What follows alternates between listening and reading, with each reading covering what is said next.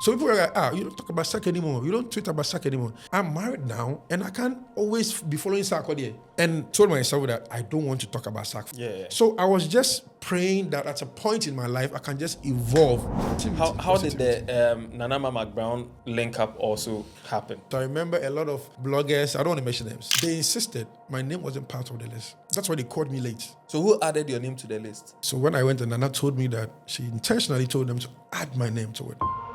Boys' lives matter. Have the girls passed the boys? So I still believe that we should send our girl child to school. When they were doing all these things and building that momentum or that agenda, they could have or should have. Also, intentionally tell the girls that even though we're empowering you, don't forget the next gender.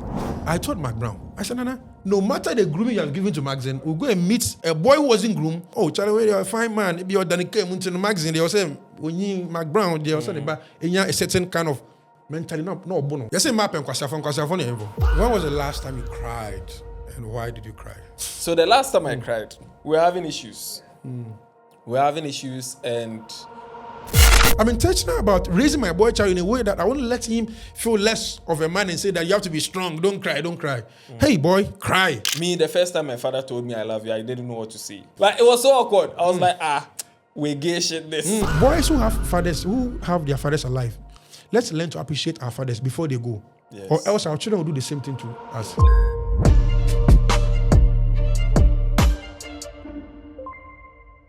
Today we are here to talk to a very interesting man. This man's story is so inspiring because where he came from and how he has pivoted and gotten to where he is now is very interesting. He brought out one slogan, polish till you shine. Right now, the slogan that's going for him right now is boys' lives matter. I'm here to talk to Augustus Koranteng Kyei, aka Kobby Kyei. This man, philanthropist, blogger, trumpeter, teacher. Can I say teacher? Yes. Yes, and a lot more. In fact, Kobby Kyei. Kula. What's up? Proud of you. Everything Proud of cool. you. Thank you. I'm super humbled to be here.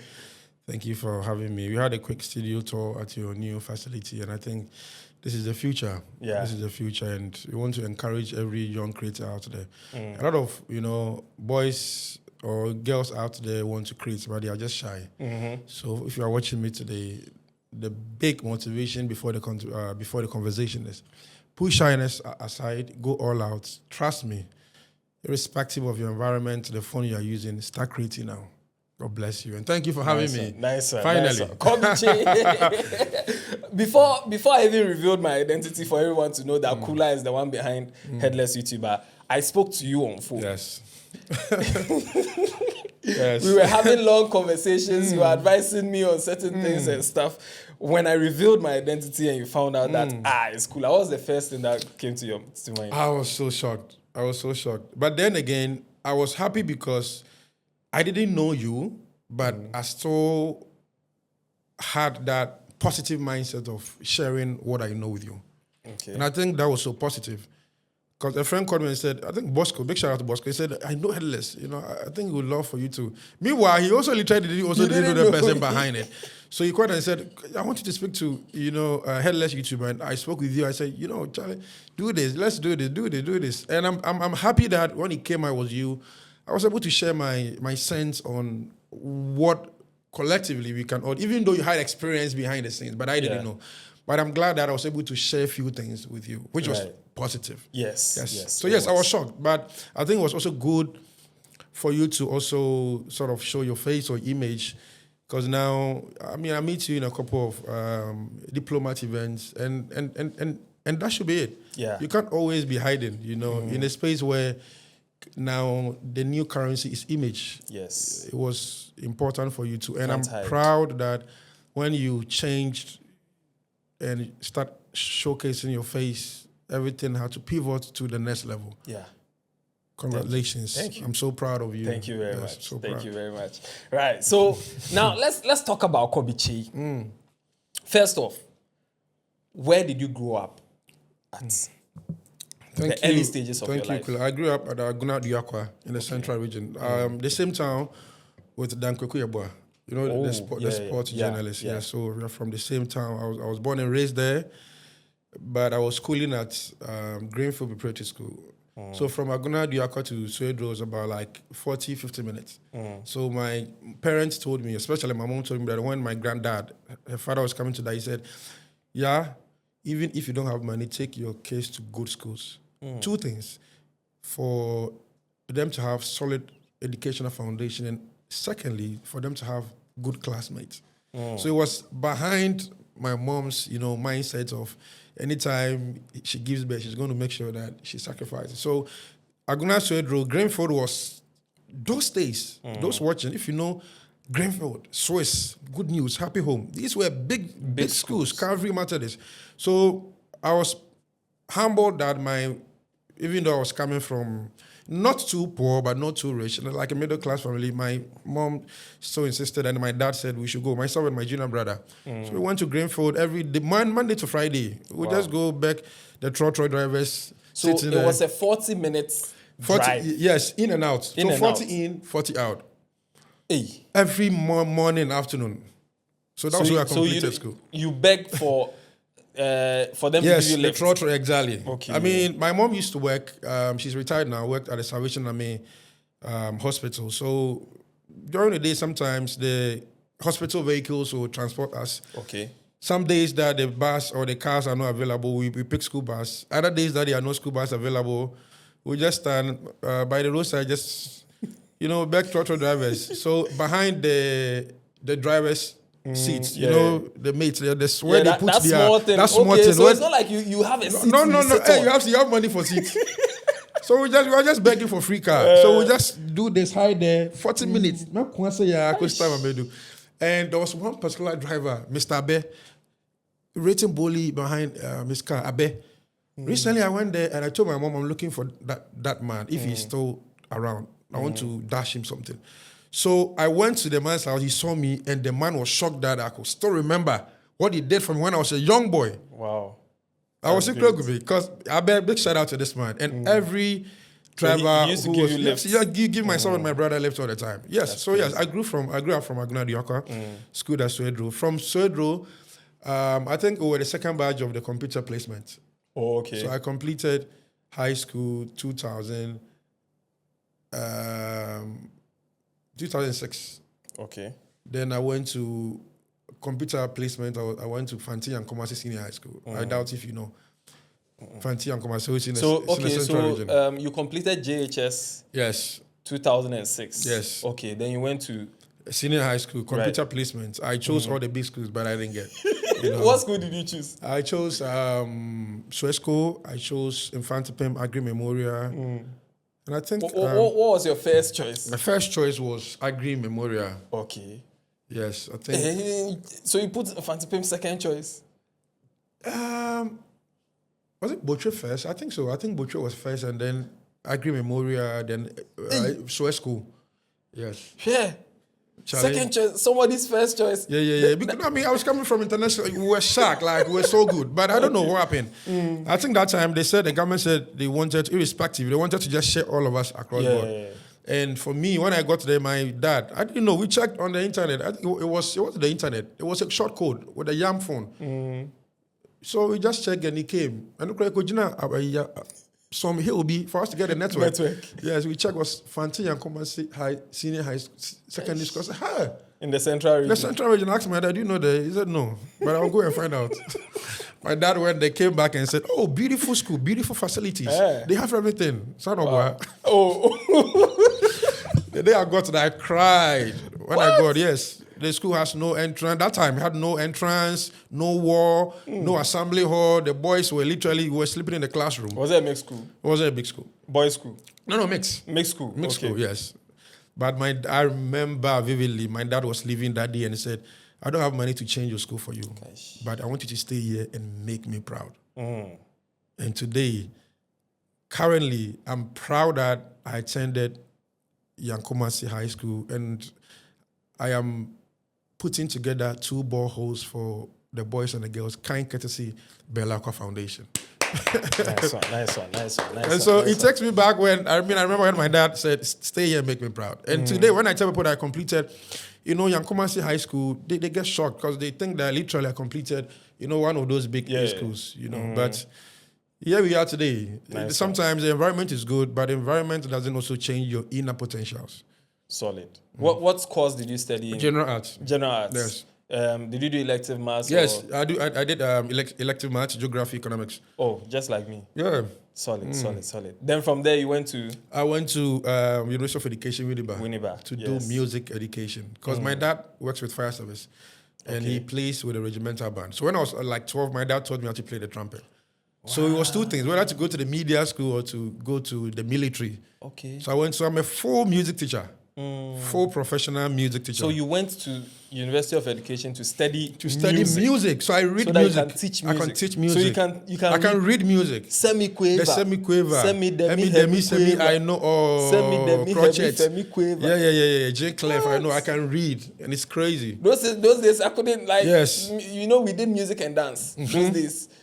So the J. Clef. You can draw the J. Clef. The lines. Yeah, that one there I can draw. That one there, it's nice, but yes, so exactly. I can draw that one. And then but the rest, So there's semi-quave. Music script is literally like the blind book. Like the yes. If you scroll or something. If you don't know, you don't know.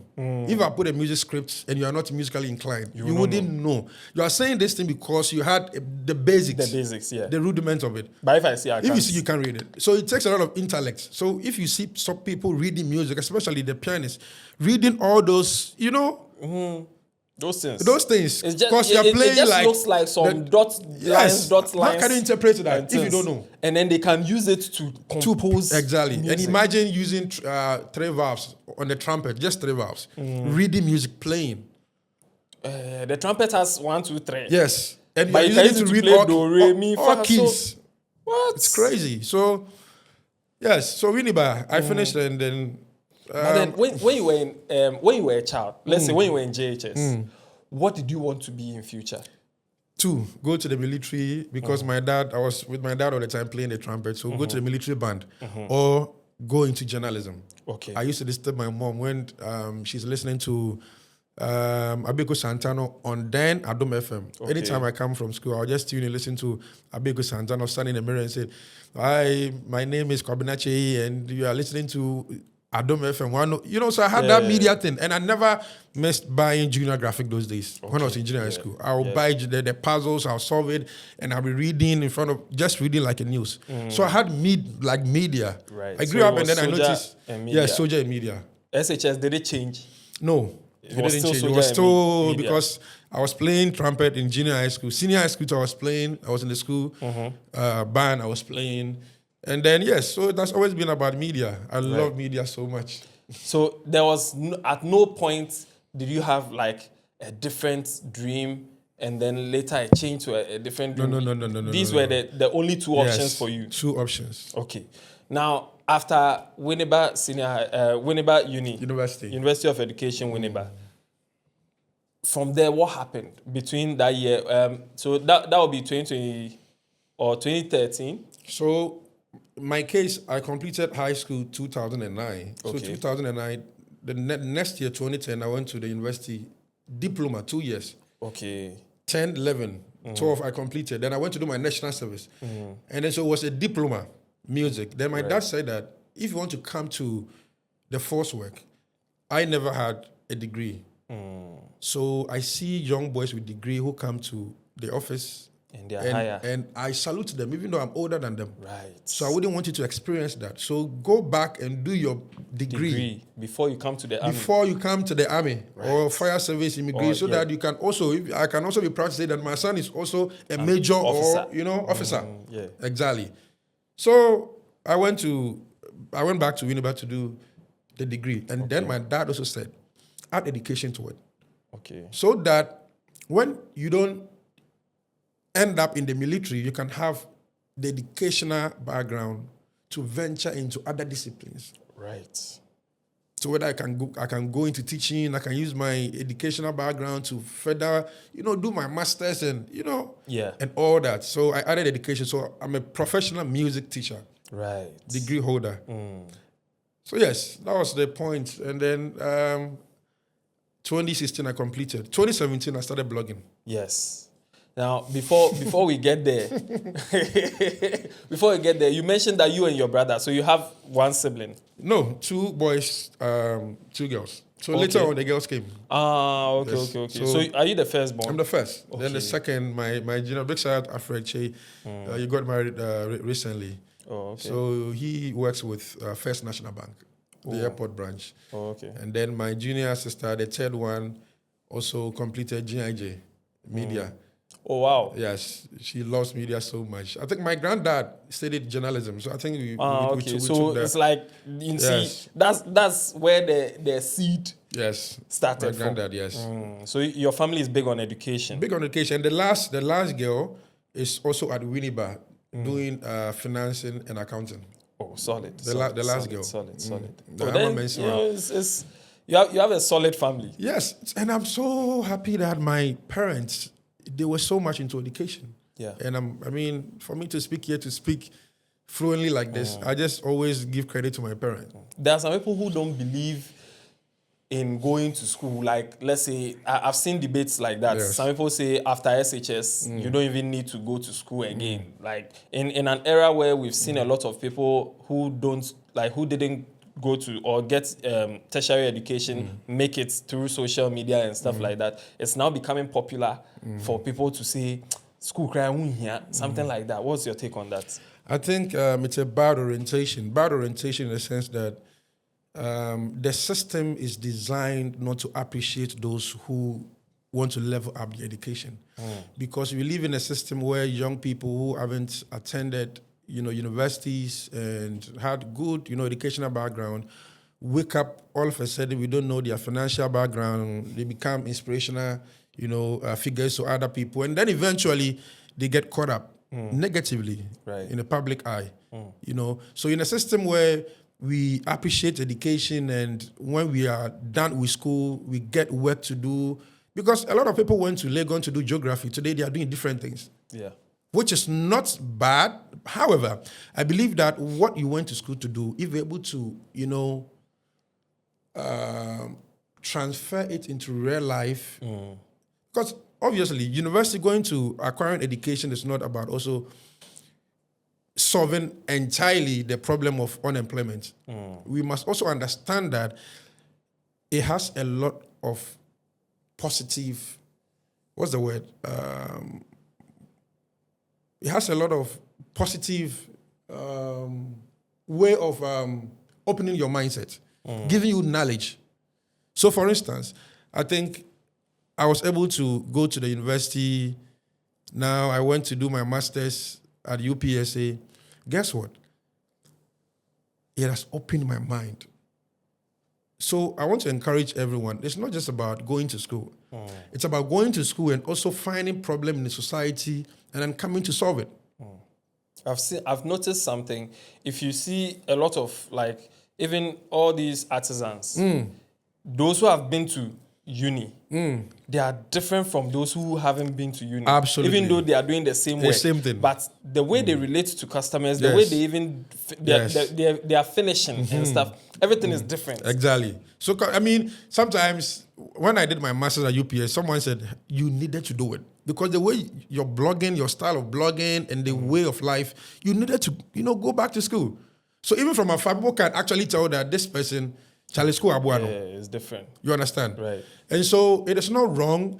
And I think we must also respect skills. That's why Kwame Nkrumah, in his own wisdom, established a lot of technical schools in Ghana. When we have Cape Coast Technical Schools, Kofodia Technical School, a lot of technical schools, technical high school, and then to the advanced level, technical universities. Why? Because there were people that were not, good in mathematics and science and all that. Not because they were not good. Some were good, but their passion was to create. Yes. Was to use. My mom did catering. Now, I remember when high school, when we see people doing home economics, you want to, downplay them. Yeah, want to downplay them. It's still happening. Exactly. Like you see, home econs and visual arts students, they are not serious. It's the science students who are serious, something like that. But Headless, guess what? We are in this country, we see the Dubai and all these Arab countries sending messages across border on WhatsApp. Are you a carpenter? Are you a driver? Are you an artisan? We want to come to Dubai. Come and work. So they use these people to do what? To develop their countries. They know the importance. They know the importance of skills. People. Yeah. But in Ghana, I have a friend who is in France. This guy can do plumbing, electrician, and he's making a lot of money. But imagine if this person was in Ghana.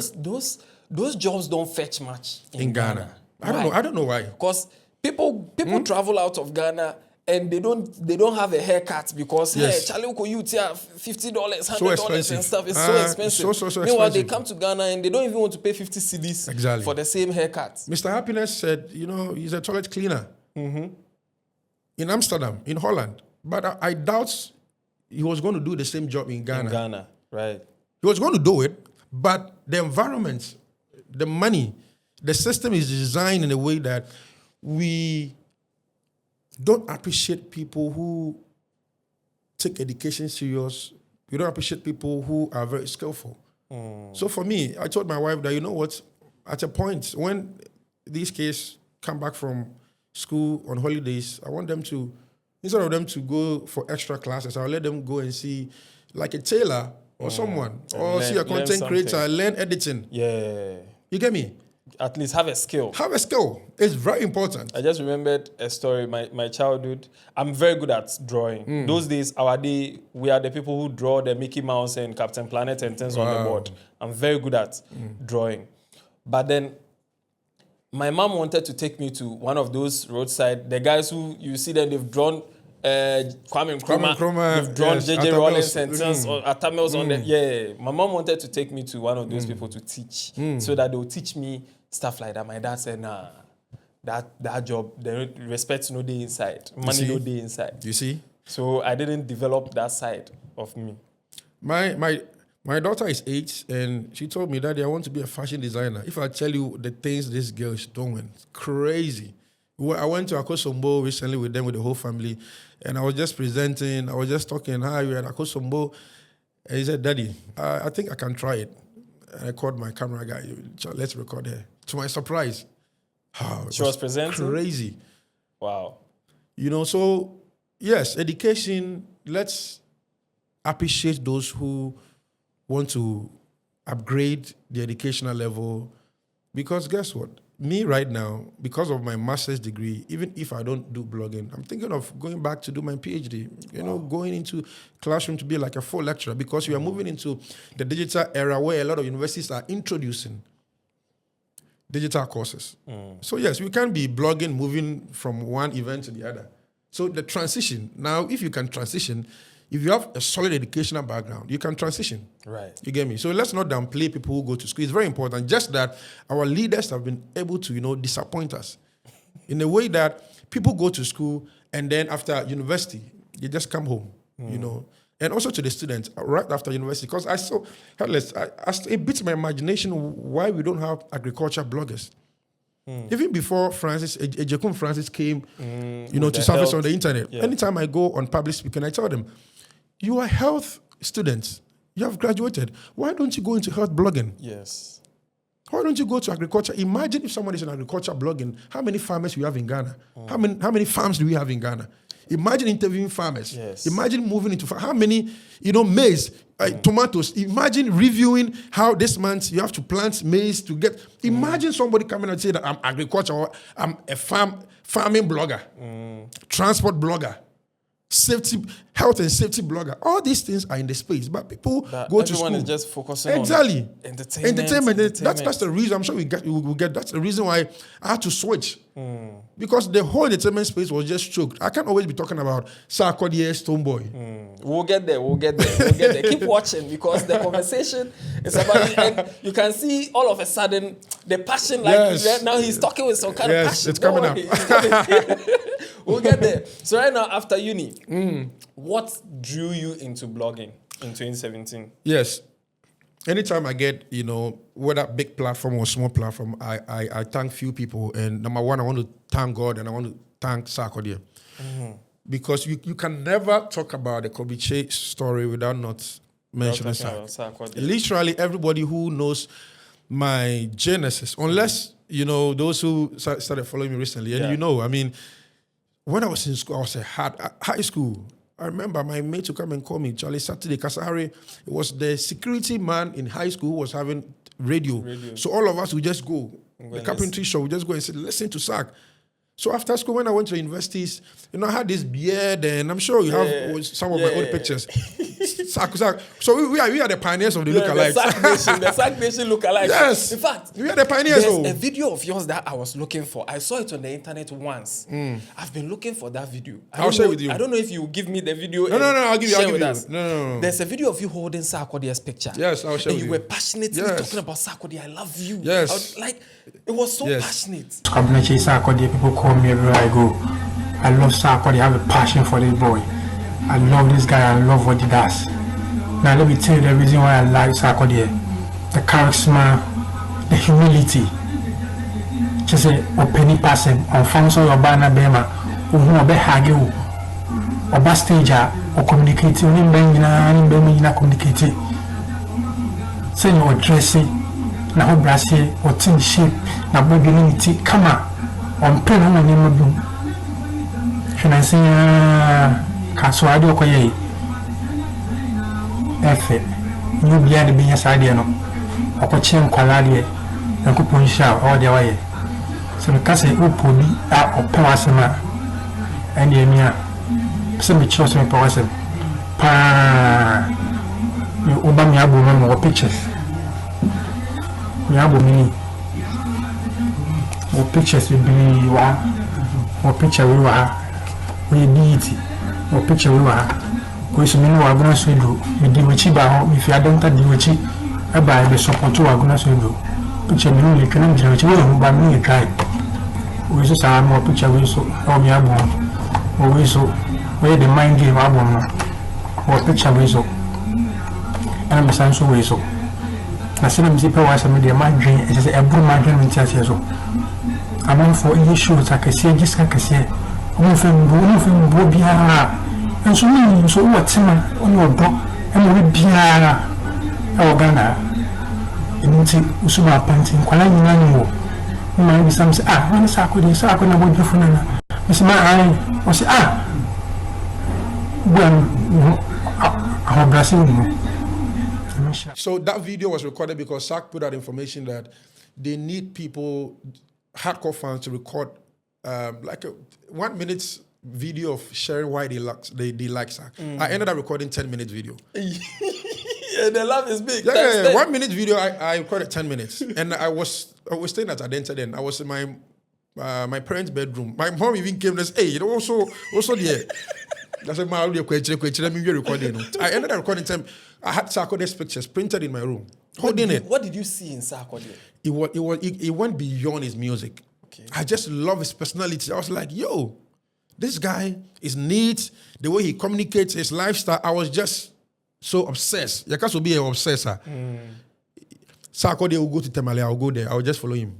It's not this Gen Z kind of support. When our days, and we're not trying to insult a pitching artist on the internet. You were genuinely supporting your artists. And he knows. Angel, all of them, they know. Humbly. So Sarkodie will have a show in Winnipeg before you are there. Sark had a show in Kofodia.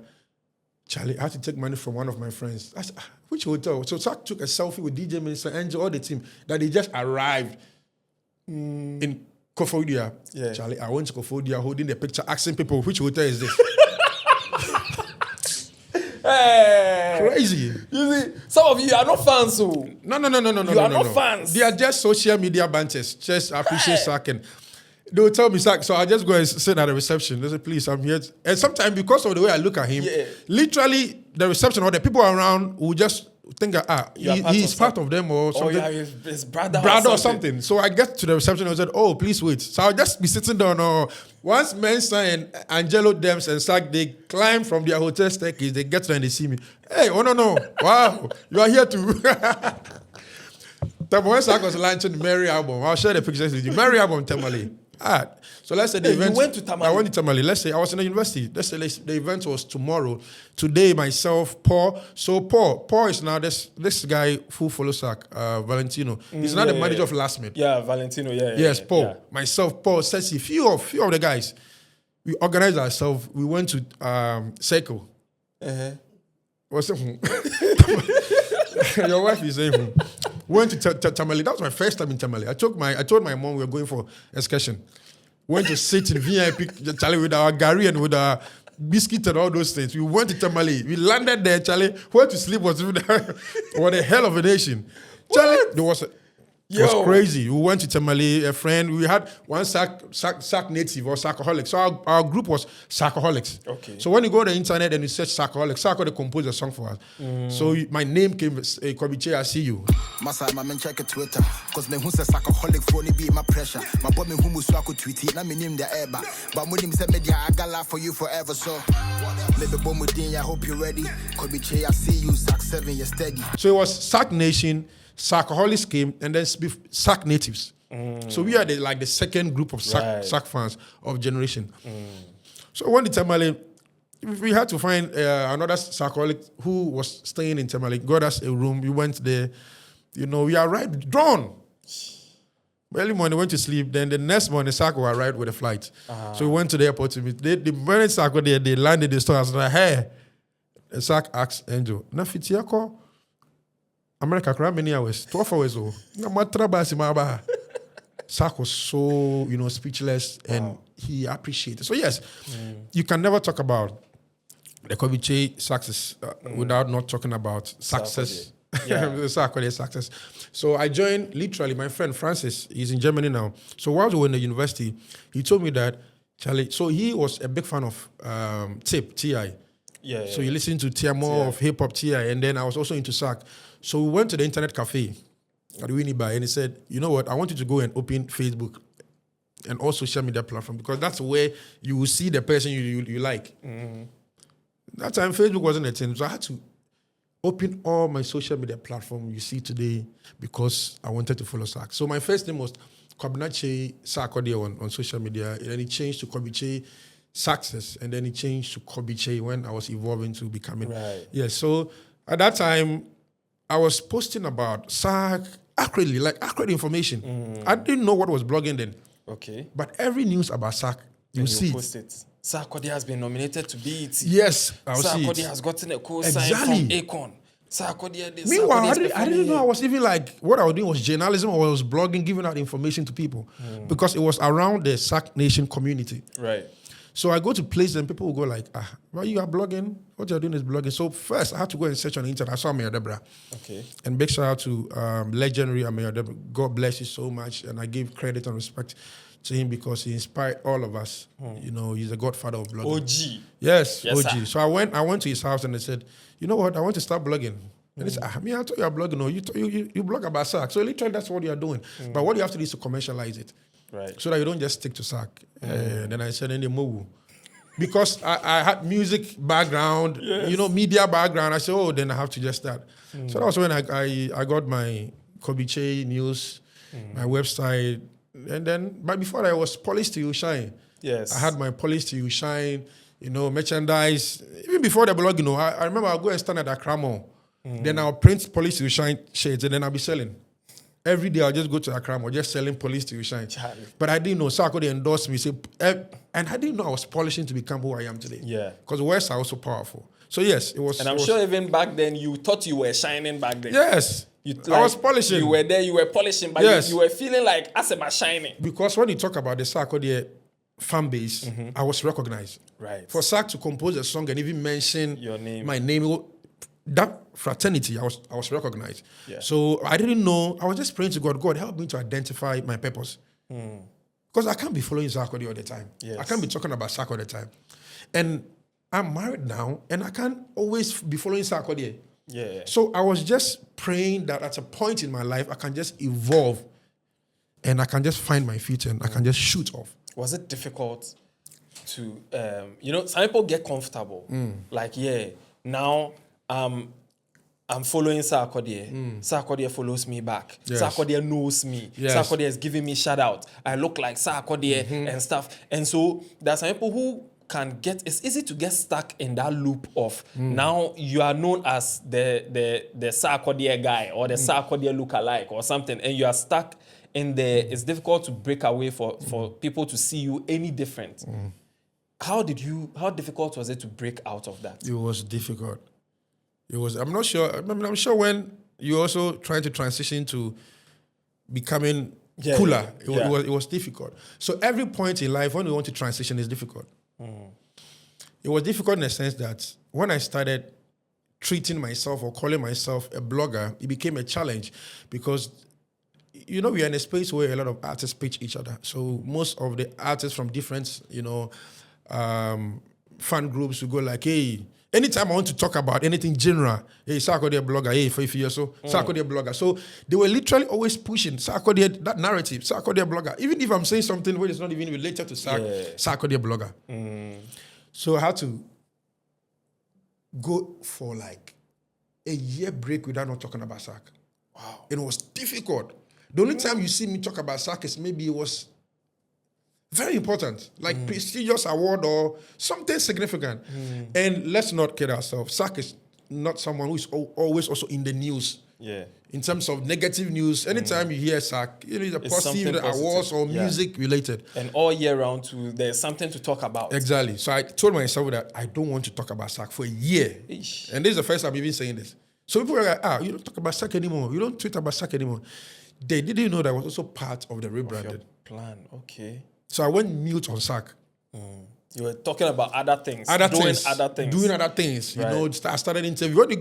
When I tell people that apart from, apart from Shatawale, I've literally interviewed everybody. If you go on my YouTube, Kobby Kyei, I've interviewed everybody. It's true. So I've worked. Yeah. So I started moving. I had my goal there I had Star Child with Kobby Kyei. Even that, I started doing Twitter.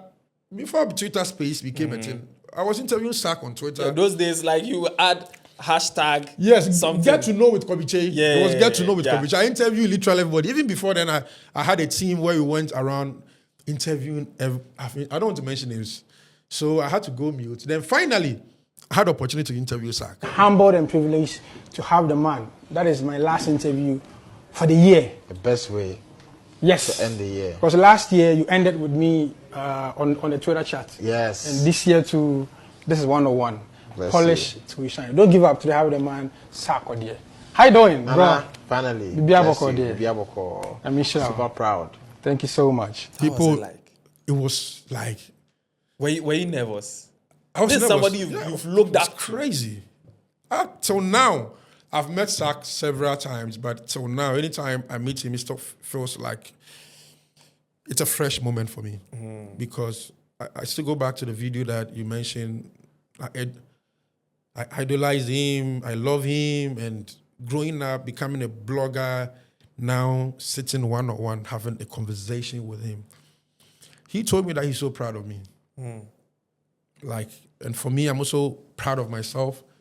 That people who doubted the journey, because I had people who were saying that you'd never meet him. You never meet him, you never interview, you never. So the first picture I took with Sarkodie, when I posted on Facebook, people said it was Photoshop. I had a lot of this, so I had to even delete the picture. I can't find that picture because the insult was crazy. I still can't find that picture. My first picture with Sark. So Sark, crazy moment. And I just want to appreciate him wherever he is for becoming a symbol of, beacon for all of us. You can never mention the Kobby Kyei story without Sark. Without Sark. Yeah. Yes. So fast forward, then I became the Kobby Kyei that everybody knew. So after going on that long break of not talking about Sarkodie and then doing other things, now people started seeing you outside the Sarkodie circle. Yes. They started inviting me to events. Okay. As Kobby Kyei. Not as Sarkodie's blogger. Okay. So now I had to do a lot of research on how I can commercialize my brand. So the commercialization was the pivot. Right.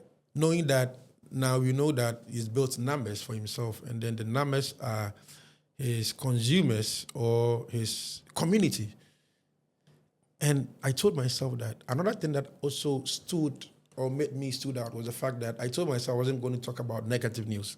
And so I remember a lot of bloggers, I don't want to mention names, but they know themselves, they came at me hard. That you always talking about positive. You Like there, you're you want to doing you there, you're doing your stuff like you you are know better than all of us. Okay. But Kula, I want to tell you something today. It wasn't because I really wanted to always talk about positive. It was because of my intuition. I am from a family or a background where I don't want to distort my peace of mind. I'm not the type that I want to have issues with Kula. I don't like that energy. So for me to talk negatively about somebody and be at home comfortably, cashing out on YouTube, I didn't feel the need for it. So irrespective, if sometimes you post, you get 2 likes, 2 views. I was too eager. The negativity sells. It sells faster. The negative news, but the positive ones, they not go watch. So you weren't making money. No, I wasn't making money. But then again, a lot of companies started recognizing me. Okay. And saying that we love this blogger. Talks about positive things. I think we can associate ourselves with him. So that was when I started getting gigs from the corporate people, because a lot of them didn't want to associate themselves with certain bloggers. So I became a niche for them. Okay. So when the moment when they are in their boardroom and they are discussing and names come up, this guy, no, exactly. This one, okay, and you know, it happens. It happens. Yeah. Once they mention Kobby Kyei, everybody says, one of them will just come, Charlie, I was in a meeting, keep it up. I was in a meeting, they just mentioned your name. They said they're about to give you this gig. So that's literally encouraged me. And I'm saying, because that is my energy. So corporate institutions and then the diplomats. Yeah, we'll get there. We'll get to the diplomats. Yeah. So I entered into the corporate So world. that was when you commercialized it. your blogging. Yes. Now you started getting gigs. You started being recognized. Yes. And then the money started. Yes. And anytime I called on artists to interview, because they know that, or they knew that anytime they come on Kobby Kyei's platform, I'm not going to ask anything quote unquote silly question for them to trend. So once they said, Kobby want to interview you, I became like a blogger who everybody wants to associate. So Charlie, let me just go and have a conversation. And from my mind, I told every guest that came on my show that the interview that we are about to have will not necessarily trend because I'm not going to ask you any bad question. However, my interview is going to be an archive for you so that your children or your great-grandchildren will visit my channel and watch and be proud of what you did when you were active in your career. Solid. That's the same foundation that Talk to Kula is actually built on. God bless you. So, like, we just have conversation. Yes, whether you get the likes, the views or not, these are archives. And now we have people coming here. Like I interviewed Funny Face. We had a hearty conversation. I watched. It was almost 3 hours. And he opened up. Yeah, yes, I watched it. I saw it. Even here, he told me so many times that he said, I'm telling you because it's you. I'm ready to talk. And how was the feeling? Tell me. Oh, it was great. It was great. Like that feeling, money cannot even buy. So now you reach out to people and they don't say, hey, Aguayekra, he's come to ask me about these things. He's come to ask me about this. They come willingly. And when they come, it's like they want to talk. So questions that I've not even asked, they end up saying it. I've interviewed Stoneboy twice and amazing. I've interviewed a lot of people and I just thank God. So the journey has been beautiful. Right. So through COVID, how did COVID affect you in any way? So COVID exposed me more again because I can't say I was the first person, but in the space of blogging, I was among the few people who actually also started doing interview lives on Instagram. Okay. Interviewing Nanaba Namwa, a lot of these artists. So yes, I was home, but I was promoting Stoneboy's album. I was doing a lot. So COVID didn't affect me. I think a lot of the companies also sent me a lot of, works to post for them. Okay. Because they were now creating a lot of digital content. So you were working remotely. I was working remotely. Just at home, cashing out. my friend, I can say, just eating, sleeping. Yes. So yes. Which year did you marry? So last month, we are in August, right? So last month, July 7th was when we had our 8 years anniversary. Wow. So yeah, people don't know. So I think it was 2018? 2018. 2018. Yeah. I married 2018, 7th July at Martin De Porres. Dansoman. Yes. Okay. That time, so I started blogging 2017. So 2018, I had accumulated some numbers and some little fame. So I had some few people coming. Imagine Stars. today, Kamewu. Yes, I had Abeku Santana coming. Wow. The ex-president's son, Edward Jokum Kufuor.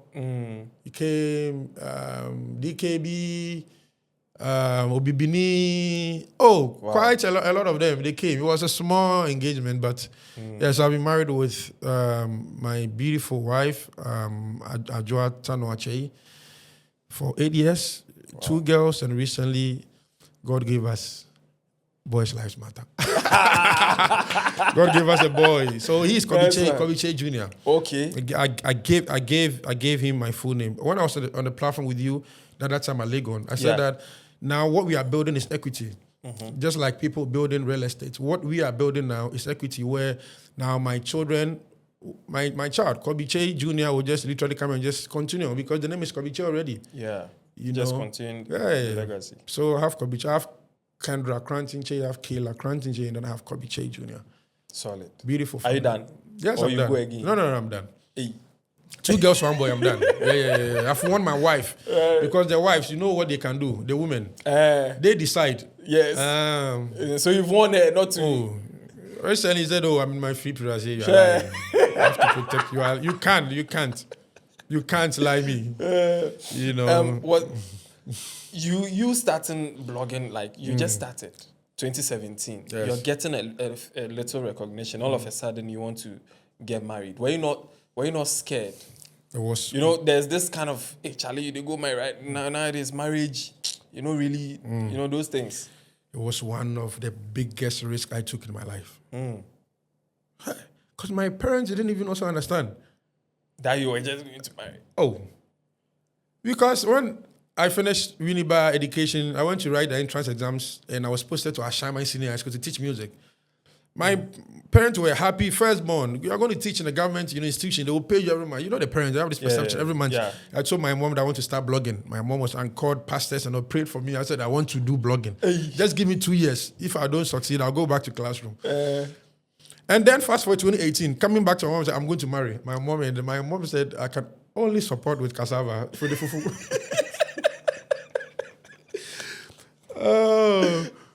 I think she just said that jokingly, but she literally meant that I just started blogging, and why do I want to settle down? So let me say this thing on your platform, and I know a lot of boys can relate. Growing up in the university, I noticed that humanizing wasn't helping me.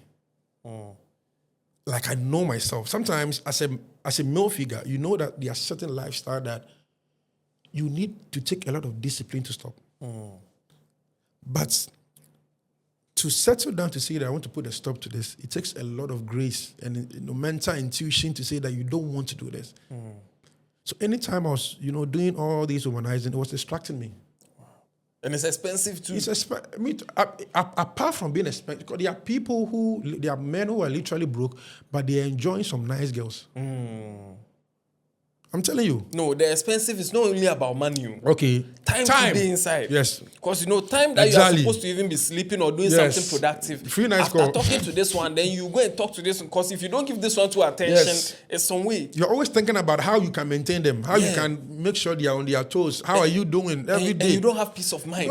Because if right now this one is here, then you have to either put your phone on silent or something. It wasn't my turn at all. So I told myself that for me to be successful, I think I have to marry early. That's what I was telling myself. I didn't know. But I was just telling myself that for me to be successful, you have to marry. Because guess what? I know myself. I don't steal. I don't insult people. I don't do these things. My only problem was that. And the boys watching me, you are watching this interview. That is your only problem. Stop. You know yourself. You know you don't steal. You know you don't. You are not armed robber. You don't do anything. Kula. Most of the boys, they don't do anything. No. Yeah. But the problem, which is one problem that is distracting their vision, their purpose, is the woman. And you ask yourself, sometimes you can even do this womanizing. You sit there and ask yourself, Charlie, what these things they bring me? It doesn't bring anything. No. Nothing. So I told myself I'll settle down early. I was just saying it. Okay. And then it happened when I met my wife. And you know, as men, we meet women. But when I saw my wife, anytime she comes to me, I was broke then, but anytime she comes to me, I fall. What's the best word to describe it? My heart was so warm. They say you call it butterflies in the tummy. I don't know. I don't know about it. It's not that one. But you Peace, feel at peace. Peace. When I met my wife, anytime I tell you, my wife was like, slim like this thing. Okay, sorry. Slim, you know, and anytime I step out, you know, later with the people, hey, you don't need to for. But my mind wasn't there. Anytime she comes to me, I forget that she even has breast or buttocks. Anytime she comes to me, when she's around, maybe playing with me, joking, my Tommy my from. And that's meanwhile, I had women, I know more to know for no.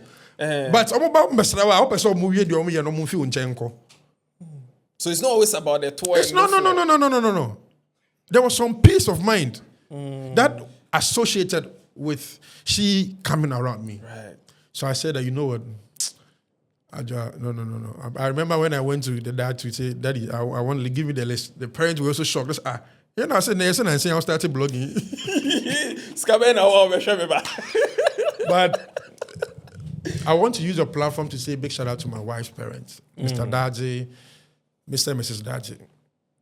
I'm also so welcoming. And I think that they saw the future. Right. If not, they wouldn't have allowed. Yes. Because for them to, and I was tiny. Those days, Charlie, I'll tell you. See, if sometimes those days, you see it like we. So now because I'm a fine But boy. I say I'm a fine boy. So now I'm today- But that the girls were saying that me who me picture and this year me short it You now. go shy. Charlie, me access for my idea. Mama tram me him no. Kevin tell me say na my so but hey, my idea. And I'm here saw your idea because that time no who me na still na. My wife's parents, they saw, and my wife's siblings, they saw the bigger picture, and my wife saw the bigger picture. Nice one. For my wife to settle that, because that time, Charlie, my wife used to work with MTN.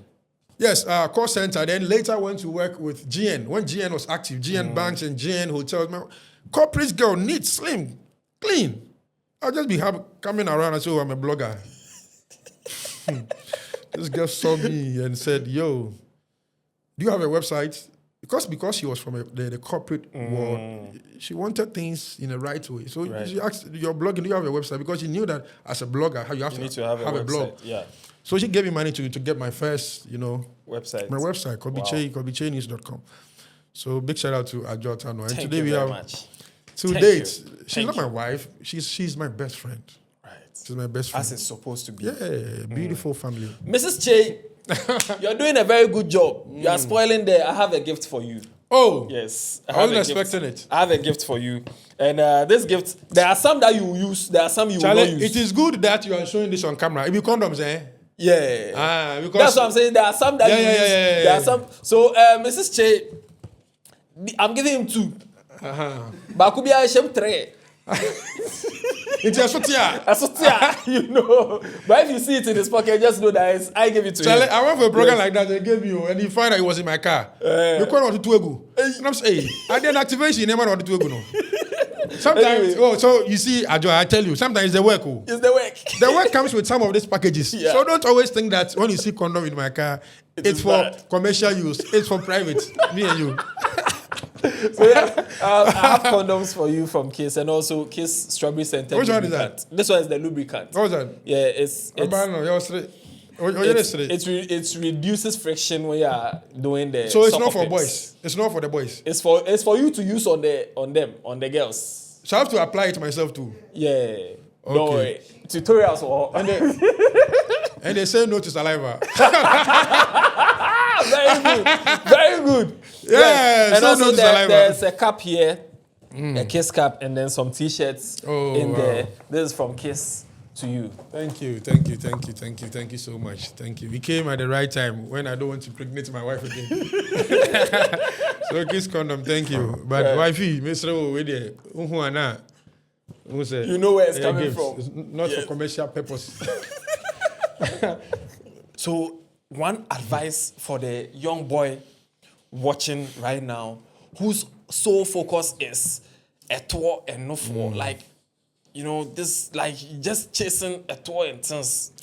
So it's different when you are attracted to bottles and no for and those things, but you must also be attracted to peace of mind. So irrespective of the fact that, because there are some people, naturally, they like a no for and a tour. So even if they find somebody who is very good, But that's doesn't only no have- for it. I have a soldier friend. His nickname is Big Tete. Or no, Pemom, no for so. Into pa, sabi mo enim ye hu saying. Na usubai no for some dia. He's okay. So what I want to encourage the boys is that let's just go beyond. Let's just see beyond the no for and at because guess what? My wife's grandmother died, and when I met her before she died, she said, "Kobby, your wife is slim. I appreciate her. You know why? Because when I was her age, I was having big bottles, and now I'm stuck in the room. Now people don't even appreciate the big bottles again. As in his weight. The weight, you know, necessity. It's in the mate for now. The same age, you know, 80, no, and I'm on the OD from 60, 70, no. The bottles is weighing, okay. And it got to a point, my wife's grandfather, which is the woman's husband, said that even though he loved all these, the big bottles and all that, it was her character that sustained the marriage. So, yes, the no for will make you feel, you know, the man you are, because anytime you go to the room and you see those fantasies, you want to enjoy it because your wife is curvy and all that. But I want to encourage the boys that let's look beyond that. We have to see the inner beauty, because a time is coming. All of you are going to get your face, you know, wrinkled, and you're not going to look beautiful as you used to be as couples. It will not be like this again. They can even be an accident. There can even be an accident where you can be amputated. Yes. Your wife can just sit in a wheelchair. I watch one TikTok couples, they married and the wife had an accident. And the husband is always, so imagine when they married, beautiful couples, the beautiful girl. I don't know if you've seen it. Yeah. I saw that story. Now the lady is now, you know, sorry to say, but the woman is now paralyzed, now recovering, and this man, so you can imagine, the man never saw that. So if the man saw beyond the inner beauty and said, I was going for the bottles and that, now that the wife is paralyzed and back to slim, he will leave. He will just leave the woman. So let's appreciate character. Yes. And sometimes my male friends who are not married, they tell me, Kobby, hey, mother, why are they say, good women, nobody them one. Sometimes as men, we meet some of these women, but because of our stubbornness and our indiscipline and our humanizing character, we skip the process, we skip with them, and we go for the people that will give us the moment pleasure. So the boys there are some woman, or you have a woman in your life. You love the woman comes to you, feel that peace there. But because of our stubbornness, you just want to go and taste everything, 360. For stop that. Yes. It's not fine. It's not fine. And when I married, I had to stay focused. And that was another pivot of my career. Right. Because now work, home. I was just doing interviews back to back. From East Lagos, and I'll move here. I didn't have time to chat. Can we meet here? Can we go to the beach? I don't have time. And those, under 23, they have time. Oh, there's some place called Boba, then Frozen, then let's go there. Imagine, said by now, I'm worried the Kobby Kyei. Call the new restaurants. The ladies will test me. We should go and hang out there. But I don't have time. No. I don't have time. Right. No. So you stay focused. So it means marriage is good. Yes, for me. Yes. There are some people. No, but you see, one thing we need to like bring out. Yes, more, let I've the young realized people that know. a lot of people, when it's like flights, airplane. A lot of flights are going out of like Ghana and coming and going and coming successfully. But one plane crash will be news. True. So sometimes you source. just see one failed marriage and all of a sudden, oh, nowadays marriage is not good. And I don't even see why we should get married. And then. But then it's probably because those who are in good marriages are not talking as much as they You know should. why? Why? They are enjoying their peace. They don't love drama. Okay. I've been married. You were shocked when I said I've been married for 8 years. I'm sure people watching will also be shocked to see Kobby Kyei have been married for 8 years, solid years. Why? Because my wife is not a drama queen. Not to bring For issues her to pick video and say that I've heard that it's trending that Kobby Kyei is dating Anna Mark Brown. So let me go and pick camera and insult those who are saying it, or perhaps stand behind my husband and say to my husband, hey, what that cry until the trend on internet and so. You understand? And I don't come out to share. I told you I went to enjoy with my case at Akosombo. I don't post those things because they give me peace. I don't have to share those moments on the internet. Right. My wife would just post maybe on her status. Within 4 minutes, she would just bring it down again. We share the moment. We share those peace. Right. Those marriages that you see on the internet is because from the inception, they introduced the marriage to the internet. So when people come at you, you don't have to blame them. There are some moments you don't share it. It's not everything you share. It's not everything that you share. Because once you put it in a public domain, you're giving the public space also bite it. What does it say? Yes. What is she good idea na chichirema? Ebi obi ankom. But do be chichirena no. Enti ebe kom no be dina say because you've given them the space and the avenue. That's why to bite. Those who are enjoying their marriages, they are not. Yes. But marriage is a beautiful thing, especially if you marry your friend. And that's what I want to say. Okay. See your wife or your husband beyond the marriage. Yes. Because I don't want to have that title of Mawari no me put me trim. I always work with the fact that I am with my best friend. I don't remember the last time I had. You have to say this to also encourage these young couples who are coming up. I don't remember the last time I fought with my wife or had a long, quiet conversations. No. Because I told you, I want peace of mind. And you know, I mean peace there. You know. So God bless and God bless every young man out there who has a good woman around him. Take the bold decision and settle down with this woman. Don't wait and say that, and you are making decision. Like I said, one of them, anytime she comes around, you find peace. Choose her. Choose peace over drama. Thank you very much. Now, let's go to the French connection. Kobby Kyei, ex-French embassy. How did that link up happen? Big shout out to Bolare. Bolare. Yes. So I was there one time and they had an event there and Bolare told the ambassador, the then ambassador and Sophie, that there's this amazing blogger who doesn't do gossip. He's so clean. And I think it would be good for you to associate yourself with him. Wow. So that means the positive news paid Yes. off. Solid. Twaso. I've entered a lot of rooms because of my positivity. I met the woman the first time I interviewed her. Solid, because I had to prepare. Solid conversation. After that, she took my number.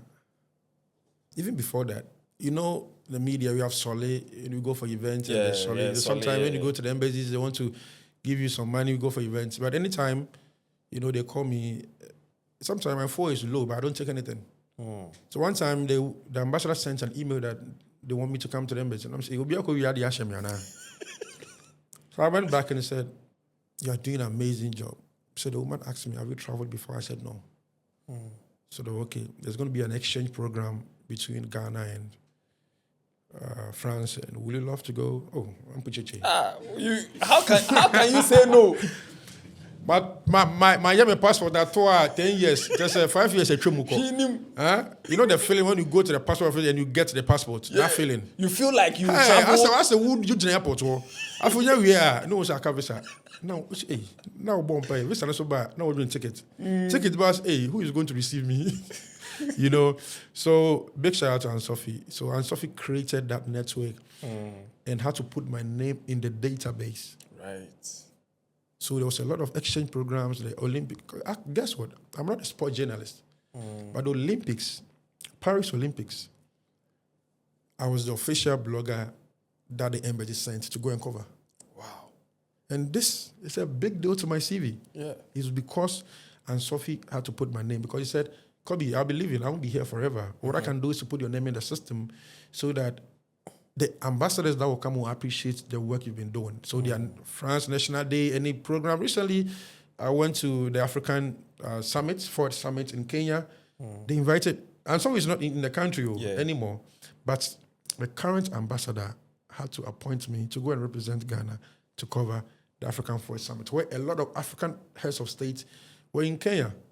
So that was the whole link up between myself. And then the ambassador also introduced me to the Norwegian embassy or the ambassador, the US embassy, and all these things. Because it got to a point you were like every embassy's friend. Yes.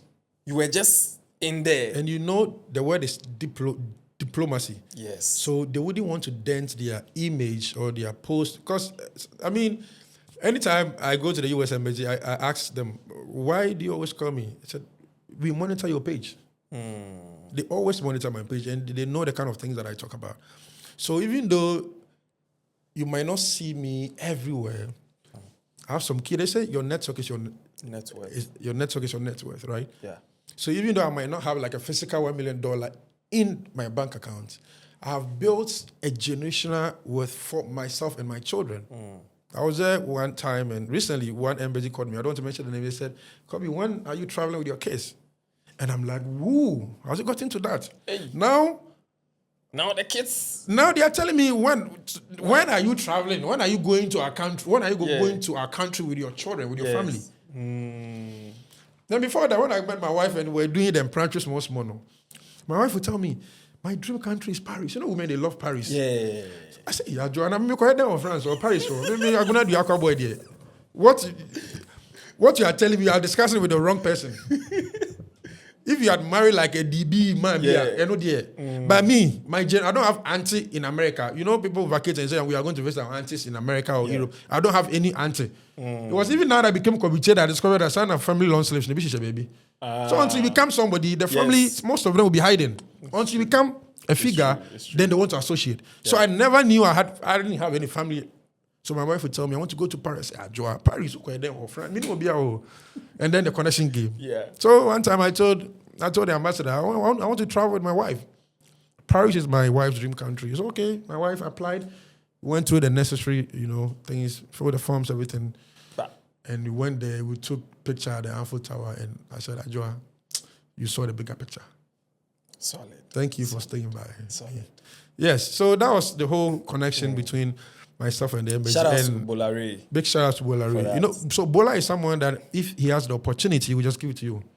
Just so now Bola did the network, then it took my own also hard working, persistence and consistency to also do a lot. So sometimes when I see them do stuff, and another thing I want to share with up and coming creators, if you see a space and you want to enter, don't wait for them to invite you. Just pick on their content, share your honest opinion, be positive, and just share it and tag them. The embassies, they see everything, but they don't repost on their timeline. But they monitor everything. So just do your best. Yes, just do your best. The US embassy, they'll invite me. Or they invite other bloggers and we'll just go with their phones and just go and cover. Me, you see me dressed there. My team are inside. They'll capture nice moments. And we'll share it. And they will just send me a message, email, Kobby, your video is solid, and I'll post it. So there are some places, if you have to invest and go for camera guys to go and capture some moments, invest. Don't be using, sometimes the phone can do, but be professional a bit. So I think another thing that also helped me is professionalism. Professionalism. And also learning to say no. Learning to say no. Yes, because I had opportunity of talking about certain things, blogging about certain things. I was on my ground, on my feet. I said no. When it comes to my principle, I've read books, I've listened to a lot of podcasts, and if you want to succeed in a space, you have to have a unique principle, because they know that once you say you're going to interview Kobby Kyei, there's some conversation you can't even bring it up because I won't even talk about it. Right. They're having like a party somewhere in Swinters Road, and they are selecting bloggers. My name will not appear on it. I won't come. You understand? So you kind of find me in certain places. Yeah. So in that way, if your name only comes up in certain rooms. Yes. Rooms that you want your name to be. I want my name, there. so I was intentional about it. Right. With consistency.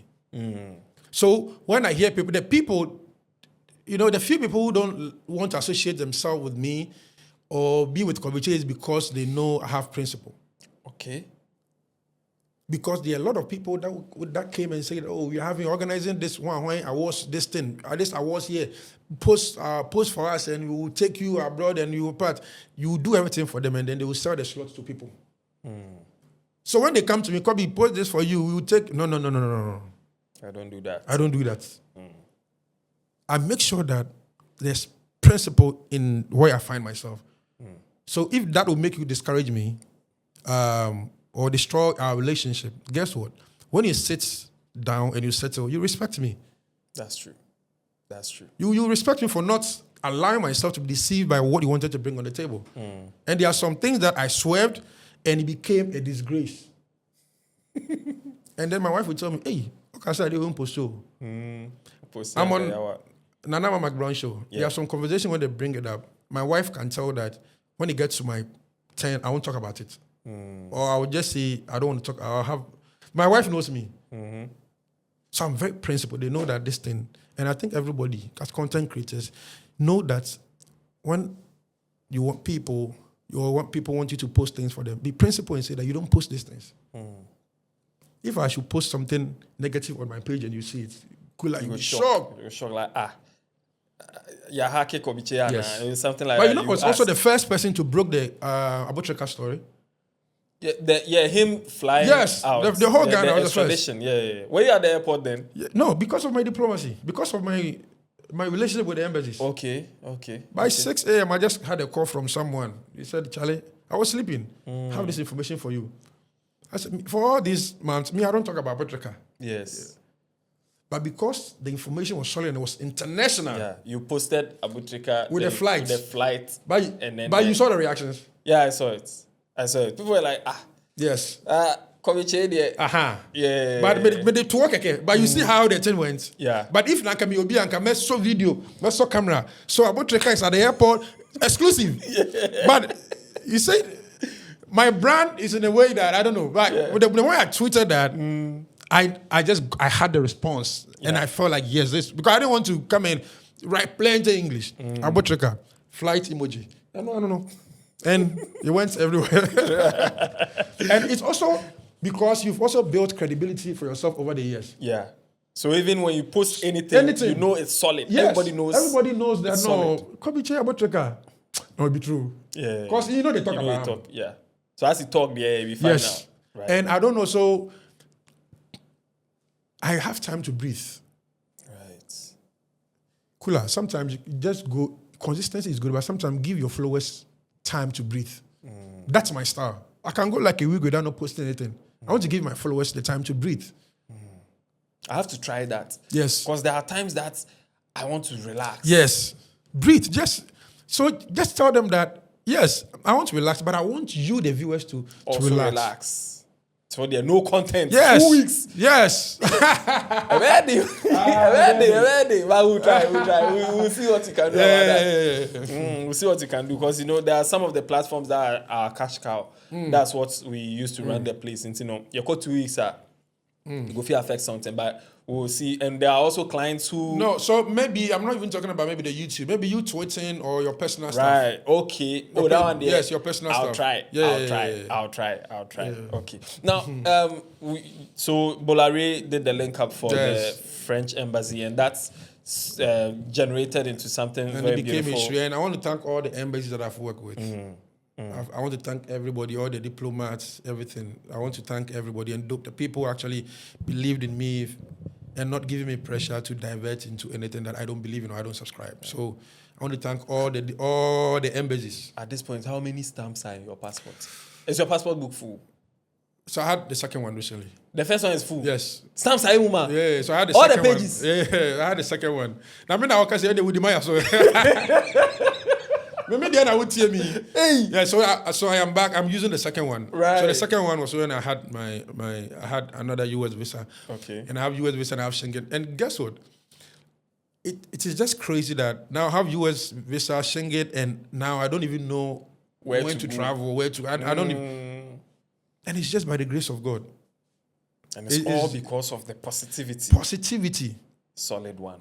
Positivity. How did the Nana McBrown link up also happened? Oh, Nana wasn't my friend. We all admire Nana from afar. From afar, yes. Never. When Nana was on UTV, she wasn't my friend. I remember one time she hosted all the bloggers, Amiradabra, Zion, all the top bloggers, and I had people calling me, you were supposed to be there. You were supposed to be on UTV with Nana. I said, you know my journey. Timing is everything to me. I don't rush my process.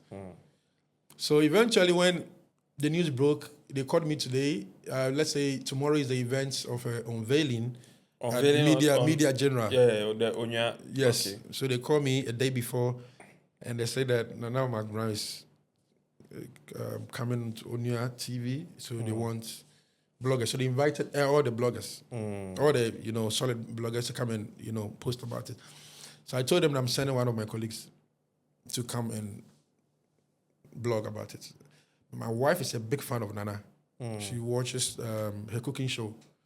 So when I called one of my guys, said Ochina McBrown on your TV. Then my wife said, no, this one day I want you to go. Okay.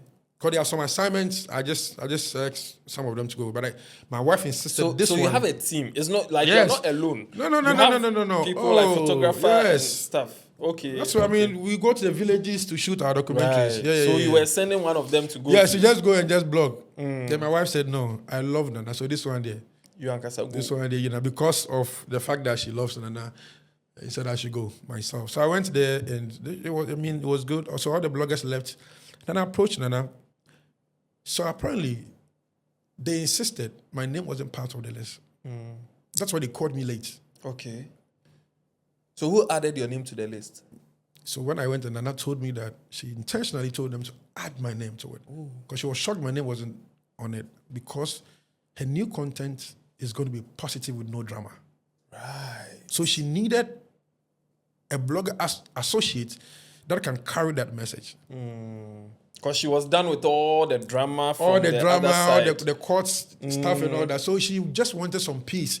And a blogger that literally can also work with her who has no drama. Right. And when you look in the space, to be honest, I don't want to blow my trumpet, but I've been able to associate myself with people that are no drama people.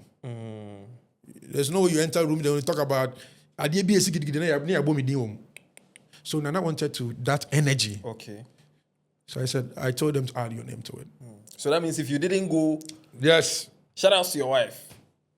Mommy. So no there. It's for there. Hey, Thank mommy you very there. much. Okay, mommy has sorry. Oh, it's a beautiful girl, a beautiful lady. Mommy is saying. Mommy hey, there. Charlie, Sorry. what's my friend? You're the mommy. Young girl, beautiful girl. Sorry. It's Headless, yesterday. Wifey. Wifey. Oh, beautiful lady. You know? Beautiful lady. You Otu spotted, for it was so much. Otu, your friend, Otu for the lady. Okay. The lady. Now my friend me mommy. I'm sorry. What's up with the Barbara by phone? Come on, stop him, mommy. The next time I can't answer. Yes. So that was how it happened. So right after the unveiling, we had a conversation. I said, "What's the nature of the program designed for you?" Because I know you're doing what you're doing on your previous station. They said, "Oh, so Sunday is going to be the pure discussion, but no drama, no controversy and all that." Because I don't want to do that. I wouldn't want to come there and be blogging about someone has insulted this person. I'll be posting on my blog. I can't do that blogging. And then the Friday is going to be about entrepreneurs, like people, artisans, and people who are physically challenged to interview. The people who are not known is going to be on the Friday. Okay. You know, the dancers and all these things. And I said, Nana, you know what? I'm going to do this with you. Because I got a concept. And I said, this is content that my audience will like. And me, myself, I'm drawn towards too. So I'm going to do it with you. But guess what? I'm not going to charge you. So when they paid me on the unveiling, that they paid me to cover, from that time to now I've been working with McBrown. McBrown don't pay me. Wow. No, I don't take any salary from Nana. You do it for free? No, I just go. I remember when the show started, I so much energy into it.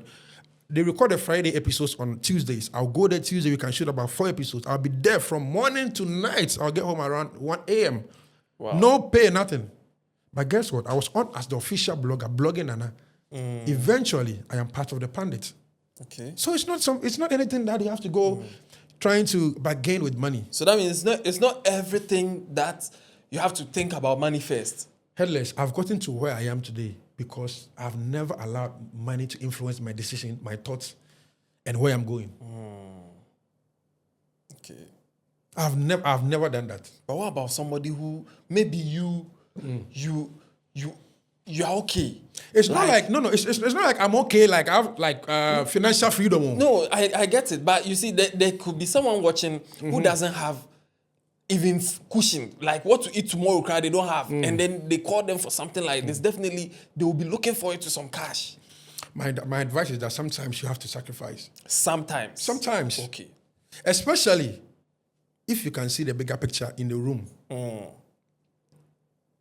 There are some people when they call me, I know that probably this will be the first and last. So I'll charge them and then I'll go. Okay.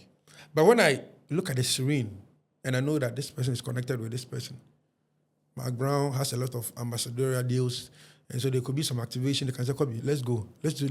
So when you read the room, you know that there are opportunities. When I come, I saw your tweet that you want people to come to work, but you're not going to pay them. Yeah. When I saw it, I'm like, hey, I wish people would see the bigger picture of this. After that post, I came to write I tweeted LOL. Because under that particular post, I saw a lot of people who weren't seen. Yes. And I intentionally added that no pay. Of course. I intentionally added it. I could have tweeted without adding it, and then you come to my DM before I'll tell you, but no. I put it online because I know a lot of people are so fixated on this like money aspect of things. There are people who don't see the opportunity in things. You being in a certain space alone can be worth more than money to you. Of course. But there are some people that you go pay me. I need money in the instance. That's why I intentionally put it there. So, I for me, money wasn't the focus when it came to my brand because, again, I saw the bigger picture in this way. My brand has been like a corporate positive. It wasn't to the masses. Zion Felix has the typical masses. Yeah. So now my strategy was that I have to be smart and associate myself with Mark Brown so that when I go on TV, now the kids and the market women can see me because they know Mark Brown. Then that fan base, I can connect to that chain. And it has worked perfectly. Okay. Now I go to places and the majority of the people that see me, the market women, the drivers, and the little children following me, boys like Master Kobby Kyei, how is the now Mark Brown doing? Her Excellency. So imagine if I had gone in thinking about pay me. TV is big. Yeah. Now I'm a blogger. I have my online community and I also have a TV community that watches me every Sunday. Solid. So big shout out to Her Excellency and also big shout out to Media General. I'm sure if being there all this while, if I'm sure because of their brand, they would have just Kobby, please step out and let's invite another person. Yeah. So big shout out to Media General, Auntie Beatrice, Onia TV, all these leaders, and to the Onia Showtime team, the Pandits, Her Excellency and Mark Brown. Pure soul. Pure soul. When you're able to get closer to it, to tap into her grace, it takes you to another level. So, yes. And I saw a lot of rumors and unnecessary things, of course, online and stuff. People speculating and all those things, and there must be something going on between you and some stuff like that. How do you feel when someone who doesn't want negativity and people keep pushing negativity your way? How do you feel? So someone said, Charlie, I haven't said anything about you. Apart from the Mark Brown thing, I felt like, hey. So the whole Ghana, they couldn't associate anybody dating Mark Brown than Kobby Kyei. Hey, I'm a big man with that. No. For real. Yeah, like I'm not saying this to blow my trumpet. For them to even hatch accept that belief. Yeah, and then believe that, okay, it could be true. Believe and let it come out from their mouth. That should even tell you that they are seeing you on some level. Of course. Because you can never mention anybody at all to say that there's a rumor that Mark Brown is dating the person. But for people to actually believe it and have a TikTok live conversation about it, I said, God, Her Excellency Nana Mark Brown, I love you, Nana. No, I love you. Yeah, because look at where I'm coming from. Yeah. Mark Brown has a movie on YouTube with Santo. That means that I was like 2 years when they shot that movie, grown into becoming the person I am today, and eventually getting the chance to get closer to where I say this all the time. We went for a Blacko event, and I was holding a cup drinking. He said, Kobby, I'm going to say, hold this drink for me. That meant, that was the time that my respect and my love for her catapulted. That means she trusts you with her life. Charlie, a lot of people were on the stage. She was going out drinking. He said, Kobby, please wait for me. So she came back, took it, drank it again. That moment was a signal to me that I need to cherish this woman and hold her and go all out. Right. So that was the reason why because I went all out. You saw it on the internet. I'm always hard on Mark Brown when it comes to her work. So that rumor came up because, they saw the affiliation and they saw sort of the connection. She will hug me. And Nana is literally also the same thing to everyone. If you get closer, Kula, Nana will see you and your wife will be there, but Nana will hug you and say, oh, Michelle, you are doing good. Sometimes artists, Kiddy and Larson will come to the studio and the way Nana will play with them. One Shabaka say, but for people to actually believe that I was dating Mark Brown, that must be a big deal. No, humbly. Yeah. Even though I debunked that rumor, but that should actually be a very humbling moment for me to believe that, Kobby, you are doing something good. And you look responsible. Yeah.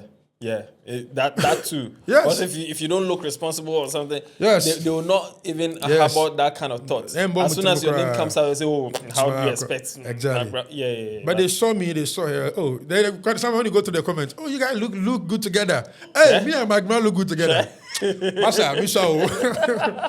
And so Nana said it on TV that, hey, now Kobby over to me to me. Oh, me can't tie no more over to me.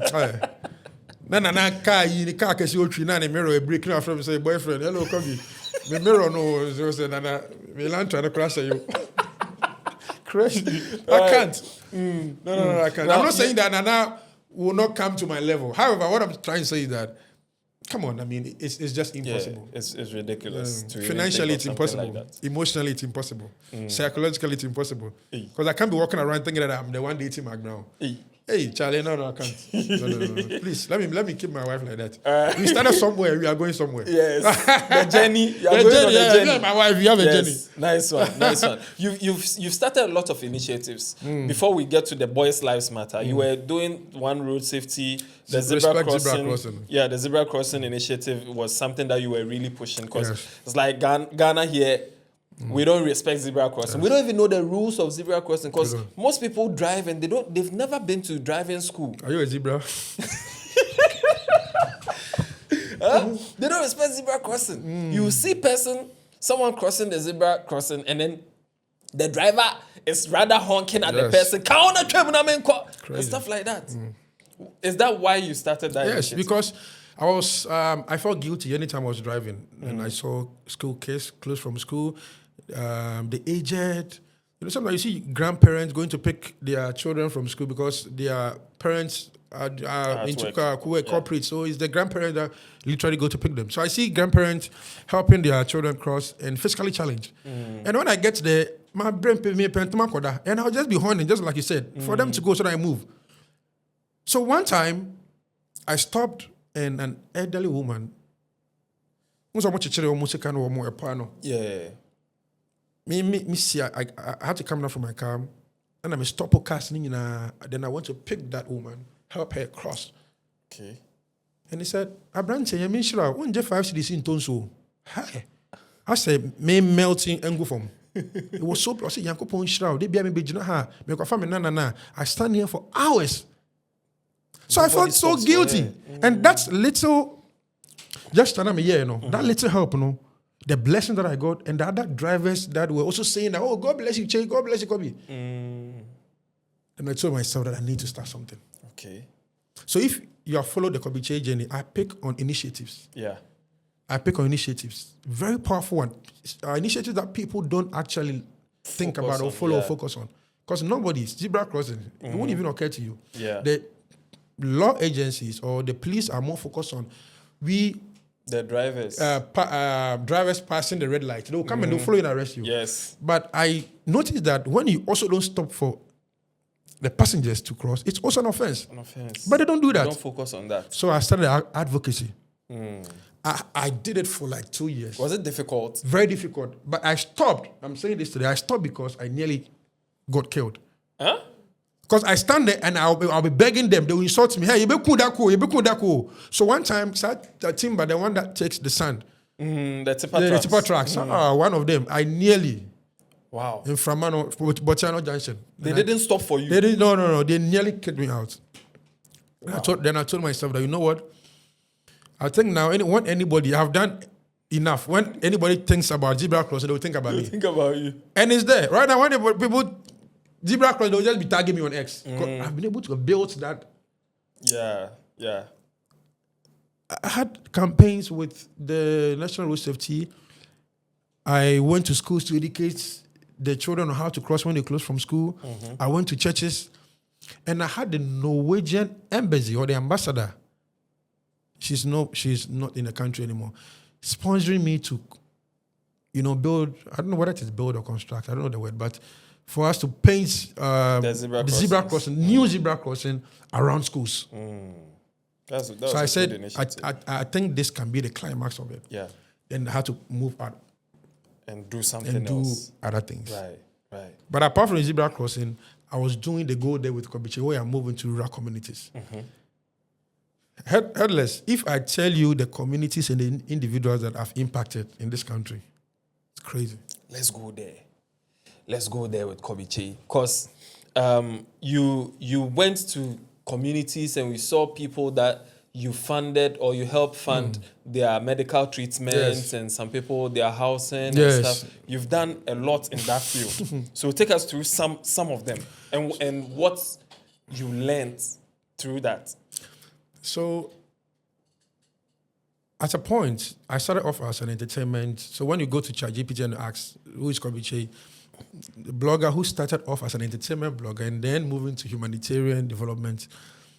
So I wasn't finding purpose around the entertainment space again. Because I'll go on radio and constructively, I'll talk about some artists without any bad mindset. And then the artists will just tweet and just come after me. And I'm like, because I read music. So when you go on stage and you go off key, I can identify. And when I go on TV or radio and I have to be justice on the subject, I have to talk about it that you went off key. Guess what? The artist will just come and lambast me and say that, oh, you know what it takes to do music. You see the way you are musically inclined. Sometimes I read the comments. The way you ask the artist question is because of your music background. You can relate to the breakdowns and know why these lyrics influence these lyrics. So for me, because of my music background, I was able to construct, criticize these artists, and they would just come after me. So I said, no, you know what? I love impact. Let me just move to communities. And I started. Go There with Kobby Kyei. A lot. I've provided a lot of boreholes for communities. I partnered with Caveman Watches. They signed me as the face of their foundation. Caveman Watches. Big shout out to Anthony. We constructed 2 boreholes. And you know Kojo Jones?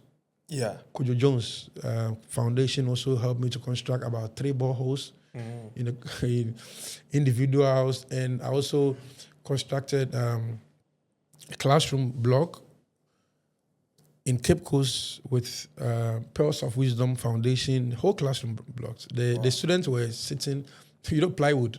I'll share the pictures with you. Plywood. That's what the case, KG1, KG2. We're sitting. Animals were just passing. I saw it. It broke my heart. I said, no, I have to go there. I traveled with my team. We did the story. An NGO came, new classroom block. I went to another community. I saw children, sat on blocks to study. I posted just within 24 hours. Medica saw it. You saw that story with Medica. Yeah. Rich Kobby, where is the place? Let's follow up. Go there. Medica followed me. Went to, paint the whole classroom, providing with them with chairs, books, and all that. Recently, my biggest project I've done a lot, but my recent project is when myself and some TikTok influencers in the Ashanti region, Konongo, in MCC TV, we built 2-bedroom for a poor woman. Yeah, that woman and her angel, grandson. yes. Right. And two bedroom. Wow. Finished. Everything. And this must be applauded. This must go viral. So you saw the picture. Yes, people started tagging me. That could be this one there. You know where you have to go and cover for us. Because the young boy. What was her story? So the young boy, the woman had mild stroke. Okay. And the boy had to go stop school at a point, go to do galamsey, 50 cedis or 70 cedis a day to come and take care of the mom. Wow. And when you look at the structure in which they live, the house, oh my God, goodness. The room so bad. You know, remember Atakwame, those buildings, bad. So they posted those two brothers in CCTV. They posted it on TikTok and on Instagram, and then people started tagging me. Kobby, visit this family. We are ready to donate. Visit this family. So I drove from Accra to a village in Konongo. I went to meet the woman. The woman was crying. I did the story, and boom, people started donating. Wow. People started donating. I had to put. So someone just called. I want to provide roofing sheet. I want to provide furniture. I want to do this. We had to put this. How long did it take to build that? Like 5 months. 5 months. Like 5 years. Wow. 5 months. And we did unveiling. The woman didn't know we were building for her. Wow. So she thought you she guys thought, just yes. we went we gave her some money and some provisions. She didn't know that we were building. The final day when they took her to the building, she collapsed, started crying. Kobby Kyei, that's you. He sent to see Kobby Kyei, that was you.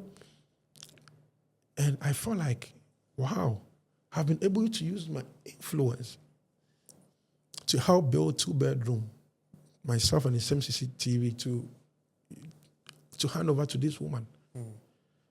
Kula, that's a big deal. How's the feeling like for you to know that for that small boy who used to sit in Trotro, coming to a point where now you can impact somebody's life like this? You see the person, and now it's like you've changed the person's life. Like not to sound a certain way, but you know how they say the person will see you like they are God. There's a way that like, hey, something like that. Yes. And you have changed their living situation in their life. How does it make you feel as an individual? Kula, I feel so humbled. It's so humbling. It's so humbling. And I communicate with my inner self, and I tell myself that if God should take my life today, all the time I say it, if God should take my life today, one of the things that my soul be happy is that I was able to serve humanity with the purpose God gave me. So the purpose that God gave you, how is it translating into helping humanity? Kula, we can get all the money, all your YouTube money and all these gigs you are getting. Headless. If people don't attribute your content creation journey to making of an impact in people's life or communities, Headless, I have to be bold with you. Your soul will never rest. The fulfillment and the inner satisfaction in helping people, it's crazy. And sometimes people want to have millions of cedis. Giving or helping people is priceless. A lot of people have a lot of money, but they don't have the heart of giving. Sometimes you are in your community, there's just a small boy who needs just a shoe. You are waiting to be millionaire before you change the boy's shoe. Meanwhile, you can just go to Cantaman, just get a shoe and a socks, give it to the boy for just one term. That small boy, that good thing will stay with the boy even till he grows up. He will always remember you. You remember the way I told you I remember the trotro driver. The trotro driver, yeah. That's a little gesture that this man was just giving myself and my brother all the time after school. I still remember, and I had to go back to him. So let's cultivate the habit of using our influence to impact each other. It's so fulfilling. If I die right now, after this interview, if I die right now, I believe that my great-grandchildren, especially now that the internet is documenting what we have done, and not people coming to distort the fact that Kwame Nkrumah didn't do anything. This one, we are this seeing. One, you have seen it, and the videos, the evidence. Yes. Because look at even the few things that GTV or GBC was even able to document for what Kwame Nkrumah did. There are a lot of things they didn't even document. Even the ones that we even see. You know, there's a post, Ghana history on X. They post Ghana history. Yeah. It's even the whites who recorded all those videos. So imagine if we were intentional about documenting Nkrumah's journey. It's using 6 years to do all these things from health, education, agriculture, infrastructure. Imagine our era that we have. We are in a digital era where my YouTube, how many people even know your password? A lot of people have died that they've died with their password. Yeah. But the videos are there. Forever. So I'm so proud of myself that I know one day when I'm not around, my children, if you want to distort history, the blogger who came to use, when people are saying that, oh, no blogger, and mind you, I came to also change the narrative. At a point where people were saying that, oh, bloggers are negative. When Kobby Kyei came, I changed the narrative. Just that we are in a space where people hardly want to come out to. But my introduction into the blogging space came with a lot of changes. No, Kula, I want you to be honest and tell me. Oh no, it's true. I mean, throughout this conversation, we've spoken about all these things, the positive impact, you choosing positivity, yes, and then the kind of things that you've gotten from the positive because side. they doubted. No, it's something that this shouldn't be something that it's not debatable. Exactly. It's not something we should even debate. It's a known fact. Yes. Because it's out there, and we can see the impact that you have gotten and to the point where, like you said, when they posted this small boy and his mom, nobody else was tagged apart from you. That shows the brand you've built for yourself and the name Kobby Kyei. So now, if there's anything going bad or if there's anybody who needs help, there are just a handful of people that people would immediately think about, and you are one of those people. So this one is not even something that anybody who comes out to come and try and distort or debate this, the facts will just slap the person in the face. It's something that is there. And you know, it's also very difficult to succeed when you want to go all positive. Yes. You know that. It's very sometimes difficult. I meet some gatekeepers and they ask me, how were you able to do it? How did you do it? It's very difficult. It's difficult though. If even with the news and stuff, you do a news, there are certain news that it goes. Everybody is interested in it. It's negative news. This one has insulted this. There's a diss song out. There's this. Everybody is focused on it. But then someone does something positive and you do a video about it and you realize that you're not even getting views. Just this school over, there's a school over here. I decided to do our day for the students. Wow. Every third term, I invite artists to go. I find sponsorship. This year, we brought Twisco to come and give them chocolate drink. Wow. I invited Captain to come and perform for them and stuff like that. We celebrate our day with them. After that, we did a whole video of the entire program and put it on the channel. It didn't get as much views as the negative. It's normal. I went to Ibri Girls and had a talk with the kids over there about being positive with their social media and stuff like that. I posted it on my YouTube, 2K views. But then let somebody insult somebody right now, you see 100K. No, yes. You get so it's very difficult to in the positive lane, and to see you achieve what you have achieved and impact people's lives like this through that. You took the hard way. The hard way. And you made it work. Very, very hard way. Yes. You've tried. You've really, really tried. Thank you. Now, from all that to now, boys' lives matter. When we were kids, there was this very popular song on TV they were playing, send your girl child to school, send your girl child to school. It was at a point where they believed that the women were getting left out. Women were being relegated to the kitchen. People didn't believe in educating the girl child and stuff. And there was a positive force or agenda towards pushing the girl child. And it's been over 20 years, almost 30 years after that. And now you are coming with boys' lives matter. Have the girls passed the boys? What is going on and why are you so focused on the boys? Thank you.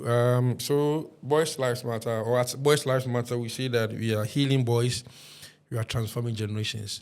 Your preamble just clearly, you've mentioned the fact that growing up, what we were told or what we saw, the girls were not at the forefront. It was always the men. So they needed that global force or that global change, making sure that we intentionally empower the girl child to become a successful woman.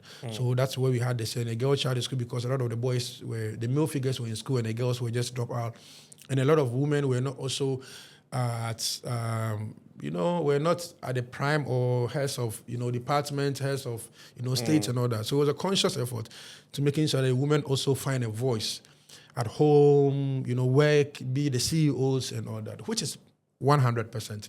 And I always say, when I have the opportunity, I always say that they should keep sending their girl child to school. They should keep empowering the women. They should keep empowering the girl, because naturally, this, from biblical point of view, from psychological point of view, men are, sometimes ahead because of our hormones and how God created us. So we have like a step higher or ahead of women in terms of the system, the whole ecosystem.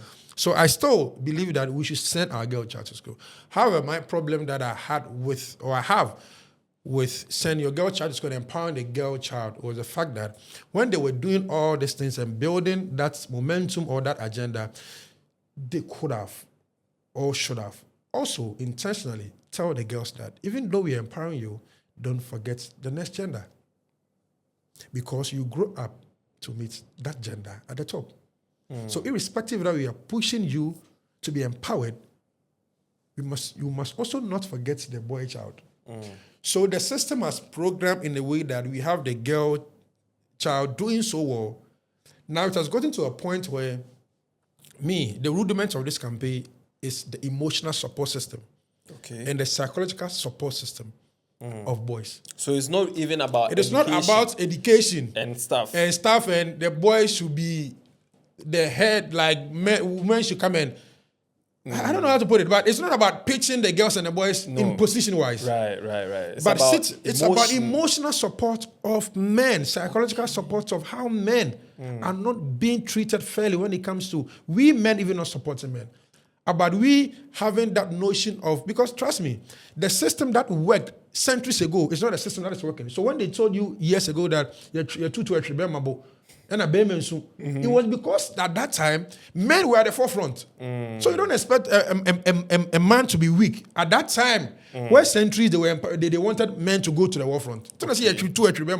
But this current dispensation or this generation, you can't send the same signal to a boy who haven't experienced war or going to face the Ashanti Kingdom. So those sayings should now be It should be taken out and now face the reality, because the system where your mom used to train you, even though you can adapt certain things, this new generation, when you give birth, you can never use that adapt. You can adapt few things, but you need to know the system and the generation where you are. My mom never took me to playground or to the swimming. But today, this generation, I'm intentional about taking my children to the swimming pool. I'm intentional about raising my boy child in a way that I won't let him feel less of a man and say that you have to be strong. Don't cry. Hey, boy, cry. What's wrong with you? Share with me. Come and hug me. So the point of this campaign is to build emotional support systems so that a lot of boys will not end up in prisons committing suicide. Look at the rates at which boys commit suicide. On the timeline, you see all the time. This university student has committed suicide. Why? Broken hearts, academic performance. So if we build a system where we can bring boys together to share their emotions or what they go through. If I pick a phone and call you, Kula, child, go through a mom. In your mind, they come ask for momo. But sometimes it's not even about momo. So that's the system we need to create. That's what my campaign is about. That in raising the boy child, let's raise the boy child so that the boy child will not feel less of himself. And think that all he's about is providing. So emotionally, like Bemensu. Yes. You can see so some emotional, boys, psychological, some boys going and mental through health. a lot. They don't share. They don't tell anybody. They are just there with themselves. Whether they are in financial debt, they caught their girlfriend cheating. Some rich man has taken their girlfriend. Whatever it is, they harbor everything in them. And then when it gets too much, they implode, and before you know, someone has committed suicide or someone has gone to do something bad. Or drugs, ended up doing drugs drugs and stuff like that. So your campaign is basically telling the boys that speak up. Speak up. Share your emotions. Whatever you're going through, speak up. Speak up. That's the rudiment of this campaign. It's not to pitch against boys and girls. We come from the generation where Me, the first time my father told me I love you, I didn't know what to say. I was in uni. I was in like second year university.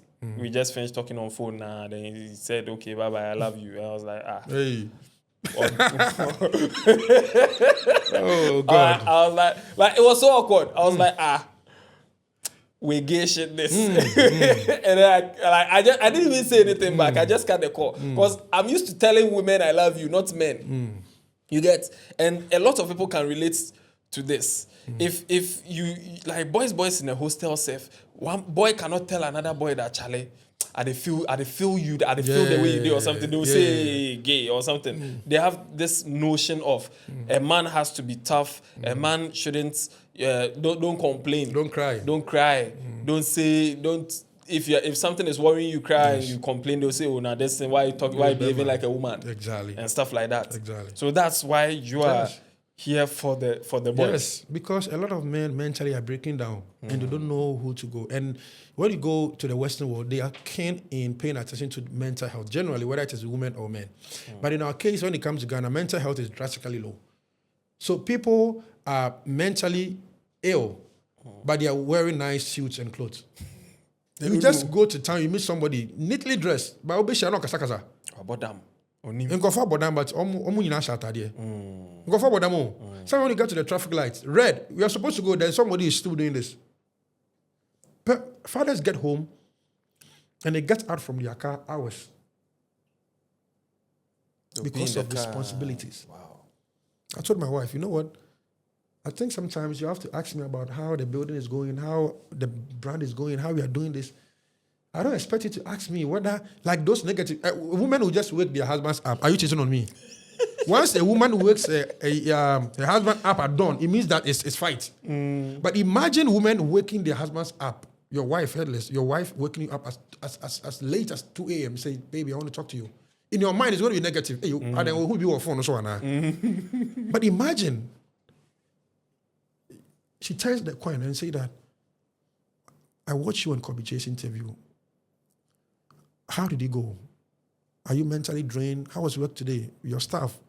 See, your heart is going to be soft. And it's going to release something that will stay with you forever. And these are things that society don't know.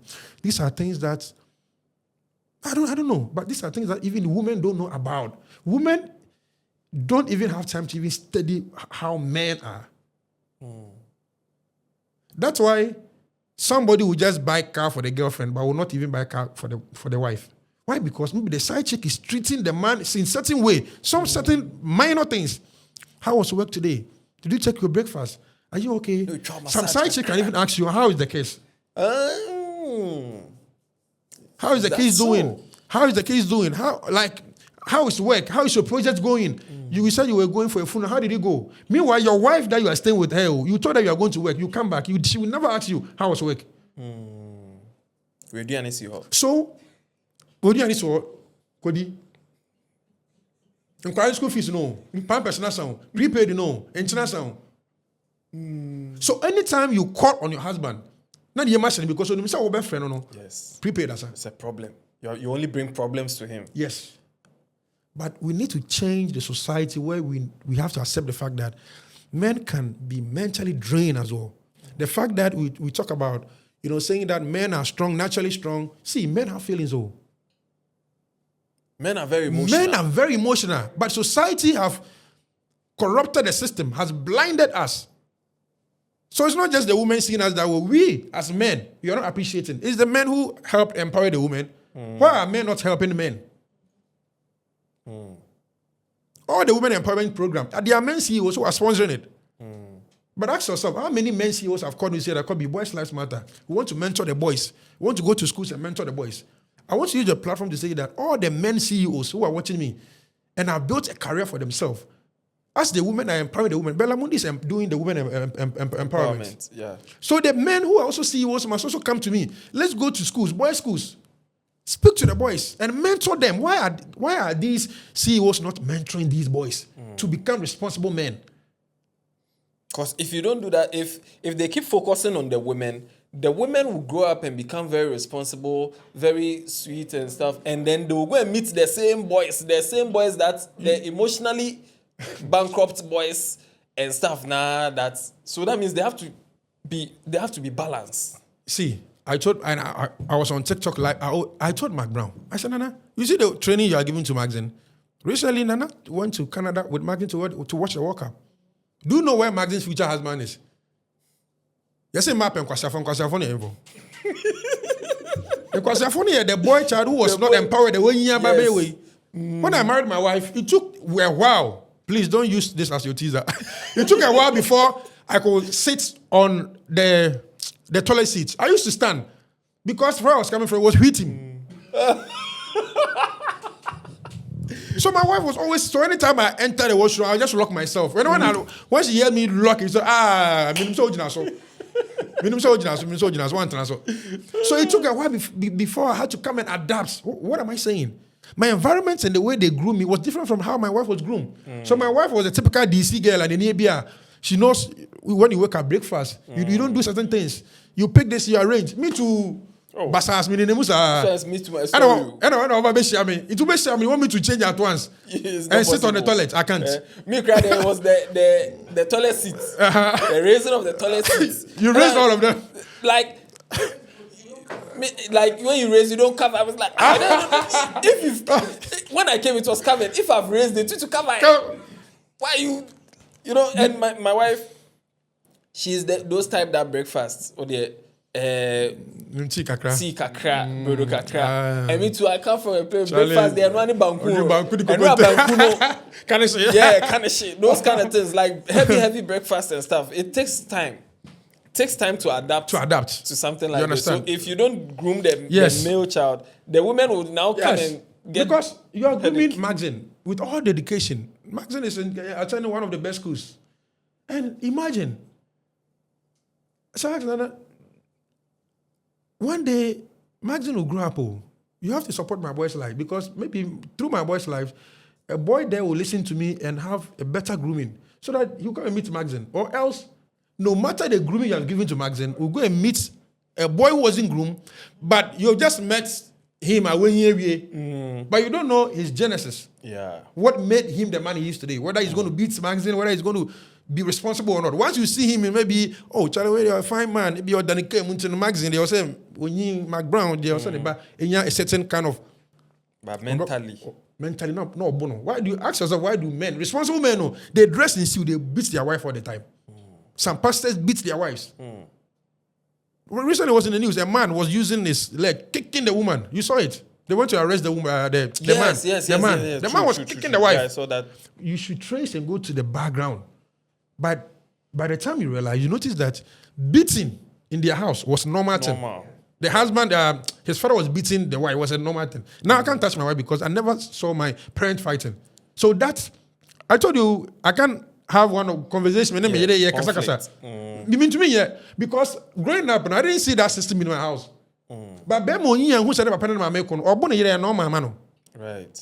Emotionally, there's no. Ask yourself how many even someone Papa can just say, "I love you." Even to date, even though you're even used to telling women, sometimes even hard.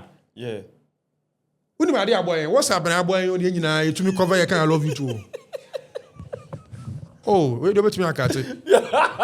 No, it's true. Oh yeah, it's true. A lot of boys, I love you too, It's true. Now, those times there was the Nokia phone and the yam, I love you too, Charlie. Okay, for fakey.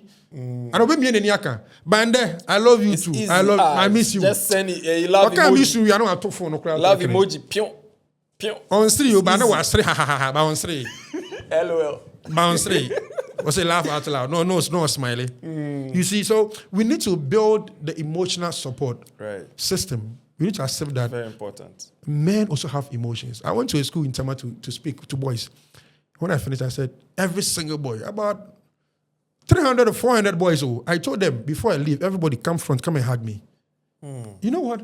Most of the boys were crying. I went with him, asked him.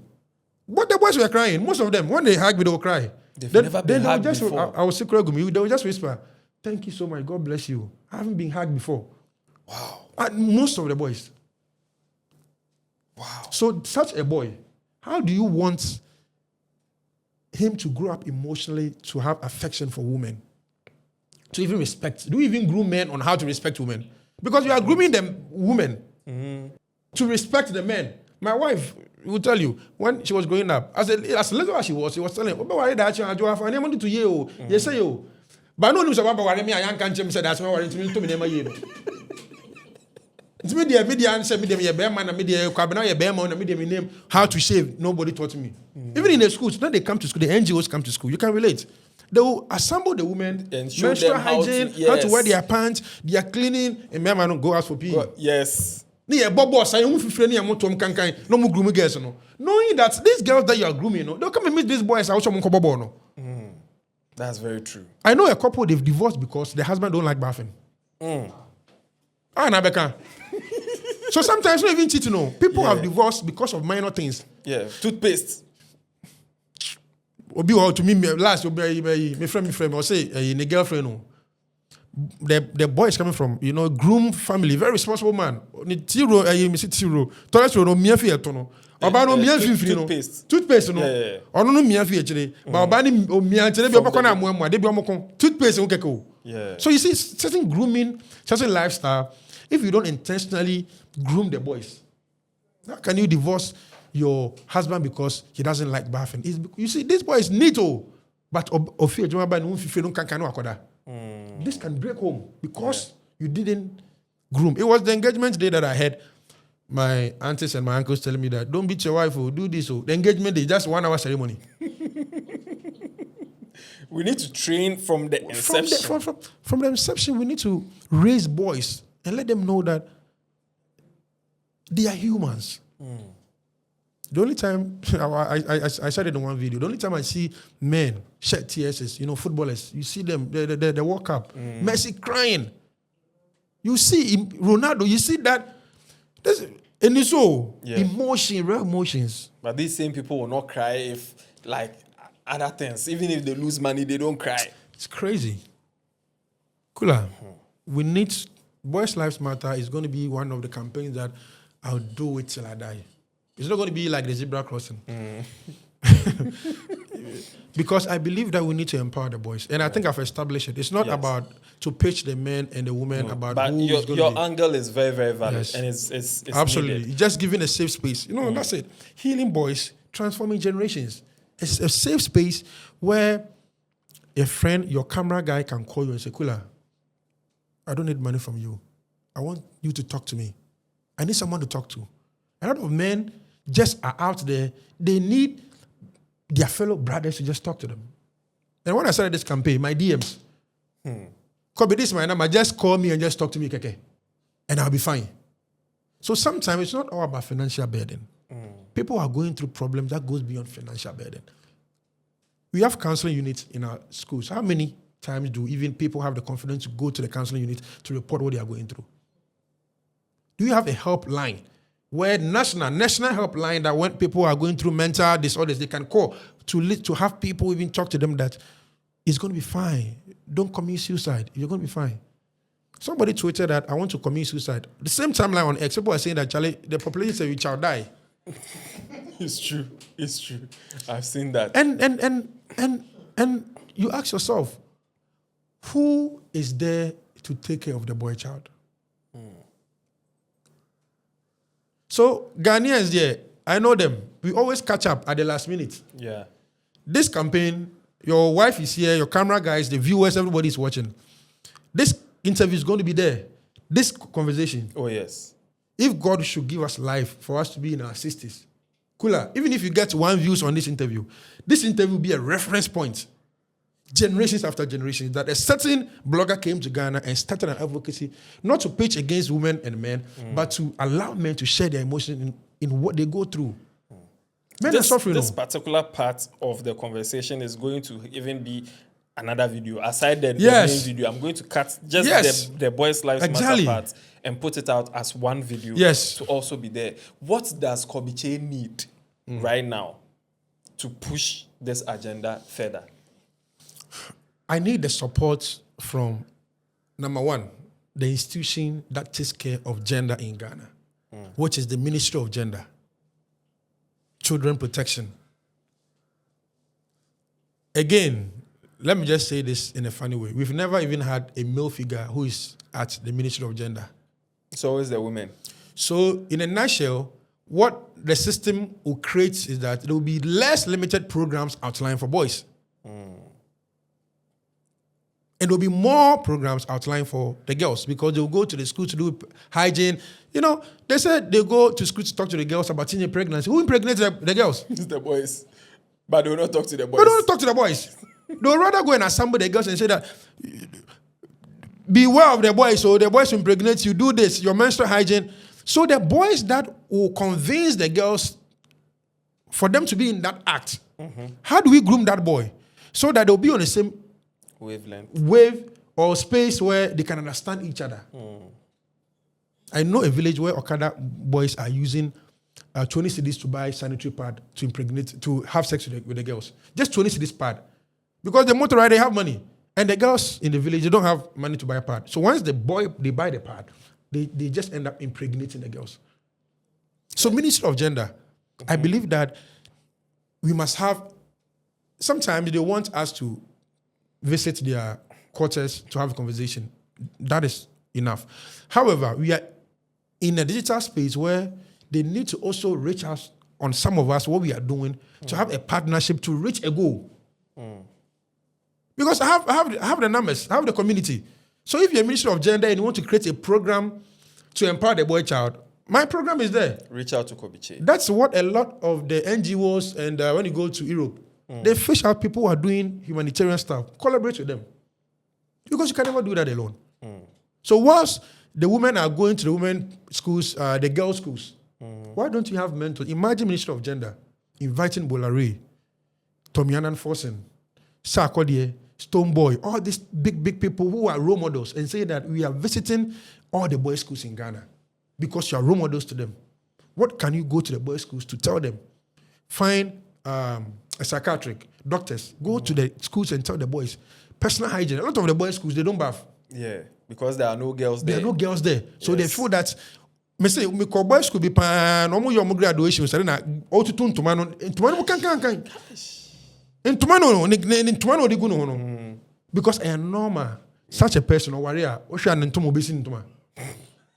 He's going to stress his wife. Because of boys going to know a man who is in the boxer shorts or shiny Sahara. Yeah. So who is going to the boys' schools to groom the boys? Who is going to the mixed schools to groom the boys and girls together to know that you need this one need this one? It's a very good initiative. So I need the Ministry of Gender. Let's partner. Let's do tour. Let's speak to the boys. Have you reached out to them? Officially not yet. Okay. But I've met a few people who work at the ministry, and I've told them that I want you guys to invite me to come and meet the minister. Because I'm sure if I was doing women empowerment, come and invite me. Long time. If it's a mentorship program for women, come and sponsor that. See, Women of Valor. See how big it is. They took it to the UK. Yes. So we need. So my first major program last year, I guess, you know, my Shine Summit, one of my biggest for my men's boys conference, I went to do it at Presec, the boys' school. Abegu Santana was there. I had mental health, you know, men, and it was beautiful when the boys they would line up and they were asking questions.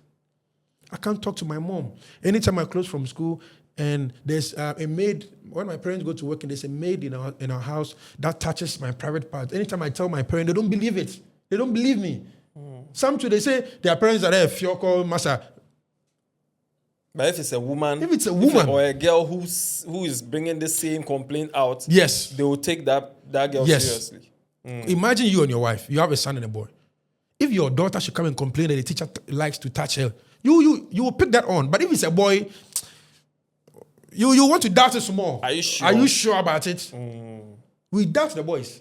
Let your camera guy, what's his name? The Rasta guy. Holy. Let Holy go to police station and say that a girl has raped or touched. They will laugh at the policeman will say, hey, now what your feelings? We have cases to attend. Go. Yes. But if a woman goes, yes, they'll go and arrest somebody. So even the law agency, we need to build a system where men can also feel confident to just speak to everybody, say that this man raped me, this woman touched me. I saw a video trending, the National Service, guys. The lady was sitting on the boy, church, and yes. the boy office. The boy everybody was laughing about it. Please go and find that video and add to this. Everybody was laughing because it was normal. Imagine I know all me. Sometimes I don't want to go into some of these conversations because it might sound like we are so pitching the girls and the boys. But the point is that we need to intentionally groom the boy child mentally. Because if you don't groom the boy child will grow up to become a burden in society and a burden to a home. Because father figure, a lot of people don't have father figures in their life. And it has become a problem. I interviewed Famille. That interview will come out. Famille lost, I think 3 years, lost both mom and dad. So it was, Famille said the grandmom raised him. And guess what? Someone who goes to school and when it's time for PTA, an old woman will be coming for the PTA. And the students will be laughing at Famille that, are you sure this is your mother? So at a point, he stopped allowing the grandmother to come for because it became a stigma. So the emotional torture, the emotional drama that this man had to face. Also, Odogono secondary school. Anytime school vacates, he will not go home. He will now go and find nice mattress, DB for the mattress. No, that's so from one mattress to the other before they will resume because Uncle fear. For him to become the man that he is today, he said till now, there's a lot of things that he wants. He always think, "Onya papa be cram and groom but onya." So if you want to have responsible husbands, so you the girls watch me, your boyfriend doesn't love you. Emotionally, he's not connected with you. When you say I love you, it is hard for him to say I love you too. He doesn't hug the children. It is not his fault. It is not part of his grooming. So we need to be intentional about the next generation. About the next generation. Let's pay priority. You know, sometimes I watch a parent taking their kids to the mall. I think it was a movie. They told the girl child, when you go, pick this toy. When he got to the boy, Jimmy and Yako, they be an adult.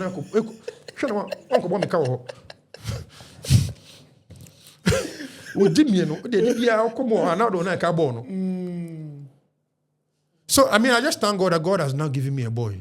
I'm sure, because I started this boy's last matter before my wife got pregnant. Then I got a boy. So maybe God just gave me that boy as a symbol to see how this can also help me shape the campaign and shape him to become the man he is today. Solid. So yeah, all the people in positions to help this particular agenda, let's help push this agenda. And a lot of men. And thank you so much. I told you. Yeah. I told you, Kula, I want you to be on a platform. I want to come here. Yeah. Because we need to have this conversation. It's very necessary. If you have to, even we can collaborate with Headless and have a men's mentorship program at maybe a restaurant or a conference room where every end of month we have men and boys coming together to talk, to share emotions. Or I want to have a program where fathers will come with their sons. So that the sons will be asking their fathers questions. The tough questions that they usually don't ask. So I'm open for collaboration, Kula. And in our space as content creators, we need to collaborate. That's true. And we need to move beyond the shores of our studios.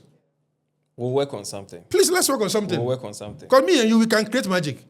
We'll work on something. Like Definitely. men, a space where men or creators who are men come together to speak what they go through mental health. What's what I say, yeah?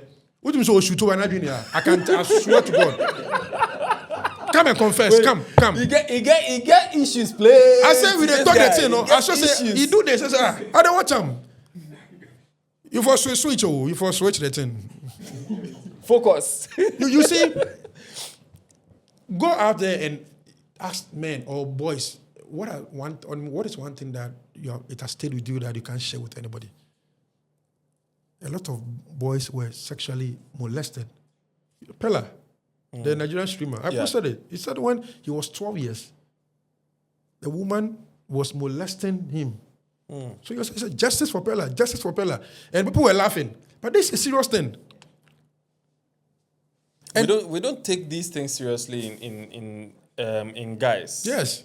And a boy who was at that age sexually molested who grew up like having some likeness for big women. A lot of boys have likeness for big women because it was big women who eventually, I don't want to say broke their virginity, their sexual experience. It was big women. Lady be like Oba yen home like me mama fan house as yen house help.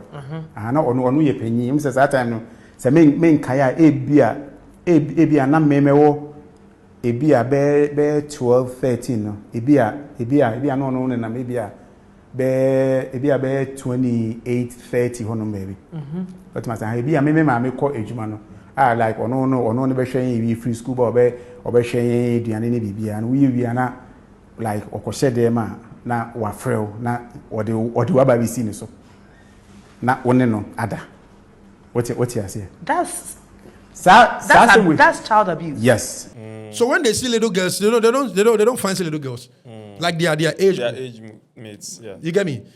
And it has stayed with them. And a lot of men are in marriages that they can't enjoy sex because you see this system where I know ladies who are in marriage and cannot enjoy sex because of the way they broke their virginity through rape and all those things. So they still have. I have a friend who said anytime he's come to sleep with a wife or have sex, the wife automatically remembers that torture.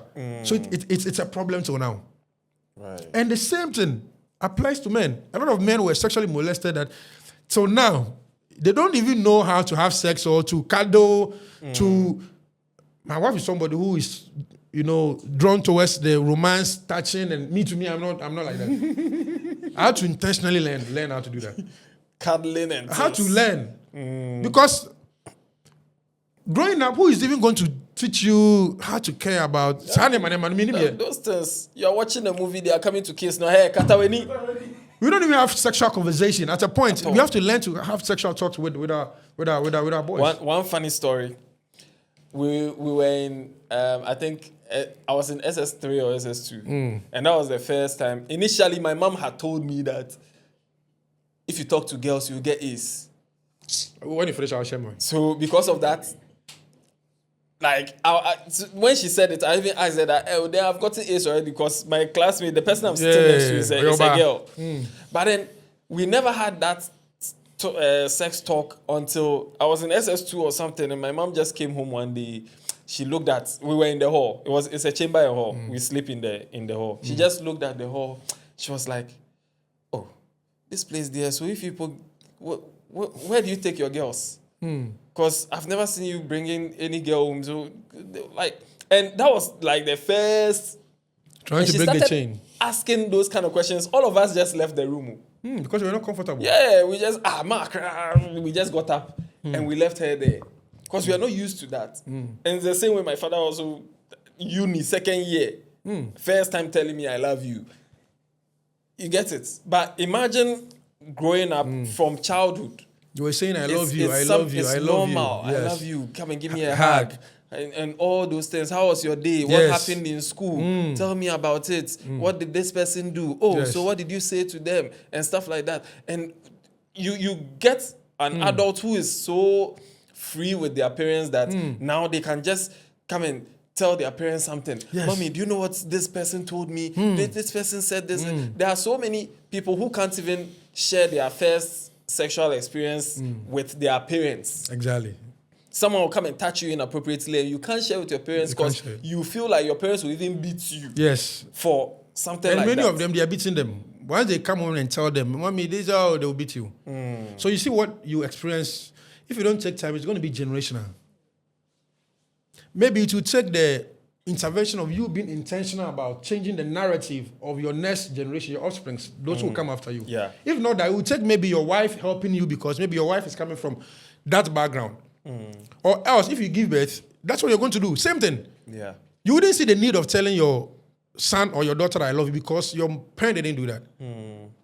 Me, my wife will teach the children homework, and if they are going to their graduation, they have some poetry.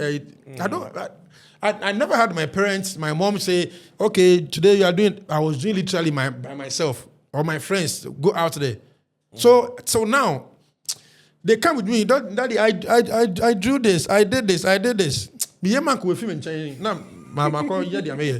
But you see, because of the upbringing of my wife, she is intentional about getting closer to them to know, okay, do this. Sometimes I could actually chill. No, hey, God bless her. No, say, hey, don't do this. I say, but that zero is not there. Yeah, because you are not programmed to do that. So it becomes a problem, and that's why I said we become a burden in homes and in family. Because imagine if I was also coming from that same training. when we emerge, it's going to be beautiful because one is teaching this one homework, one is holding this one is taking this one to the swimming pool. It becomes, I'm now learning. So we need to be intentional about raising the boy child so that we don't complain of stubborn husbands. Right. If you go to the prisons, how many boys are in the prison? Go to see the male yard and the female yard. And if you check the age, 18, 40, 18, 21, and armed robbery, all these things. And again, in as much as that I'm advocating for the boys must also relax and trust the process. So a lot of people are having a mental problem because they are changing life in an inappropriate way. If you want to have a peace of mind, it is you and yourself. Kula, now I can drive Bugatti, but if you dash in Bugatti, you have worried me. Yes. Because I can't buy the mirror. Because maybe I'm supposed to buy this camera. You can come and dash me the Lamborghini. I can drive all right. But problem, you see the issue with Adebayo and Funny Face. Yes. Can't be to me too. Yes. Because look at Adebayo's level and Funny Face level. Or then the car, because of fuel consumption. So Funny Face even chose a different car. Yes. Yes. So as boys and as men, sometimes let's not embrace and go and hug pressure. Literally. Quite a lot of people are just moving around hugging pressure for themselves. If you don't have, trust the process. Trust the process. Solid. Or else you invite mental problems to yourself. And learn to say no, like I said. If your wives come to you and say that, let's do the honey, let's do this. Tell them my mental health, take it cool. And boys as boys, let's support each other. Call your male friends, check up on them. Call somebody and just ask them, Charlie, you be okay, everything be cool. That's and alone. You too, if somebody asks you everything be cool, open up. Don't just say, oh yeah, Charlie, everything be cool. Open up, Charlie, things no cool, oh, Charlie. I dey go through a lot. I don't want to talk. Yeah, then you free your mind. And then sometimes it's not always about money. Maybe the person cannot give you money, but the person can talk to you. Yes. And then you can... After that, you feel some kind of burden has left you because you've opened up to some. There's a reason why the women live longer than men. I told my wife, it's either we die together. Or me, I don't know. Women they free their emotions. We are going together. Women free their emotions. Small thing now, they are talking. After that, they are cool. Men will keep it in us. We don't have anybody to talk to. I tell my wife, tell your wife, you are dying together. Sure. We have a lot of widows in the system, plenty. We have widows association. Have you heard of widowers association? We know they. Huh? You see the rich people, they're saying that this Christmas we are going to organize widows and give them rice. How about the widowers? A lot of widowers, we have a lot of men now, but who is taking care of those men? Recently, I had a person with pizza man chicken man. We went to fathers giving them rice. But every donation, it is. I don't have any problem. But let's also be intentional about looking at the widowers, the men that their wives also help them. Because society, once the wife is gone, their children will not even come and look for the father. But guess what? If it's the father who is gone and the mother is alive, the children will come from abroad to come and build and do everything for the mother. But the father is here. Even Father's Day doesn't even trend like that. Our president, His Excellency. Yeah. You saw his post. Yes. Mother's Day, a lot of flowers. You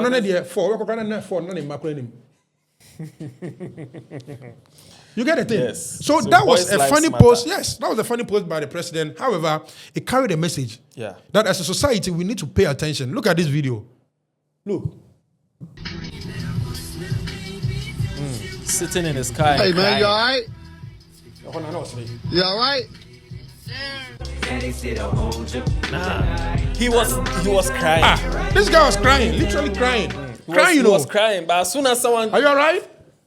Yeah, I'm good. Bleeding inside. A lot of boys are bleeding. Wow. And sometimes, like I said, it's not finances. Family burden. They are taking care of their siblings at school, their aunties. See, sometimes say no to certain things. And boys, go for vacations. Boys, rest. Boys, go for checkups. I say this all the time. Boys, go for checkups. And your wife, a man, learn to take your husbands, tell them to pause a while, take them to the massage. Every time the ladies, oh, honey, take me to massage. When are women also taking their husbands to the massage?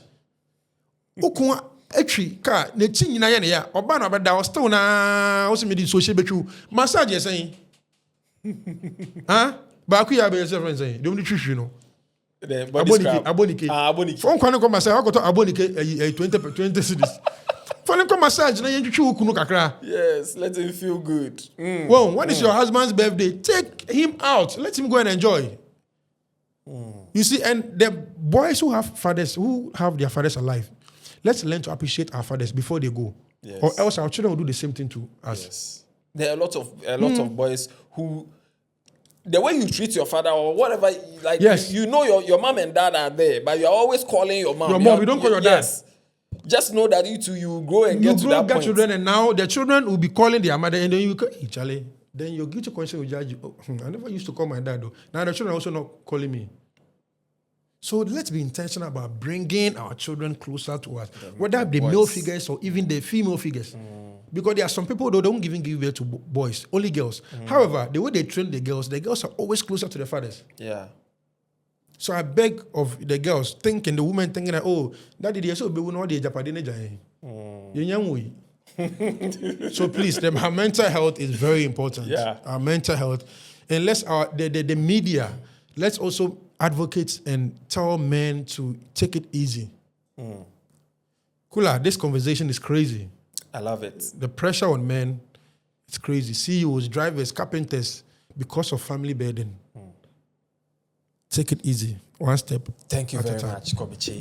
Mrs. Kyei, you're doing a very good job. You are spoiling there. I have a gift for you. Oh, yes. I wasn't expecting it. I have a gift for you.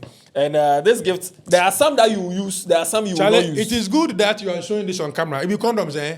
Yeah. Because that's what I'm saying. There are some that you use. There are some. So, Mrs. Kyei, I'm giving him 2.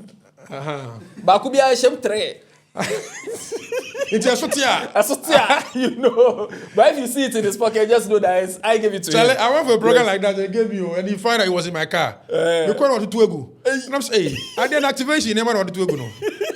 Sometimes, so you see, Ajo, I tell you, sometimes the work. It's the work. The work comes with some of these packages. Yeah. So don't always think that when you see condom in my car, it's for bad. Commercial use, it's for private. Me and you.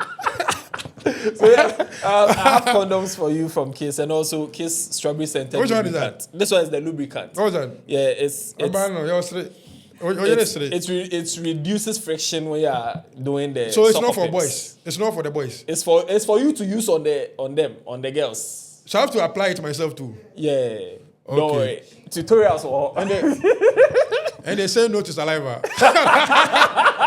Very good.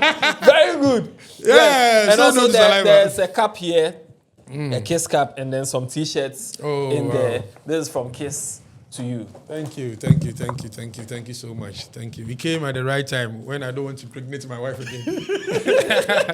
So Kiss condom, thank you. But wifey, Mr.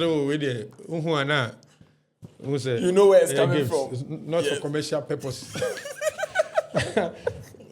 Anyway, Kobby Kyei, before you go, we are we've spoken for over 2 hours. Charlie, right?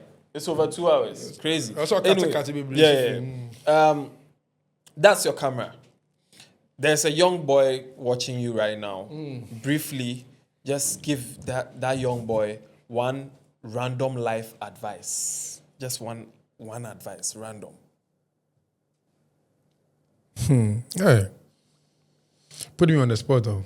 Yeah. Random advice I'll give to every young boy out there. The fact that you're from a poor background doesn't mean your back is on the ground. So please, keep going.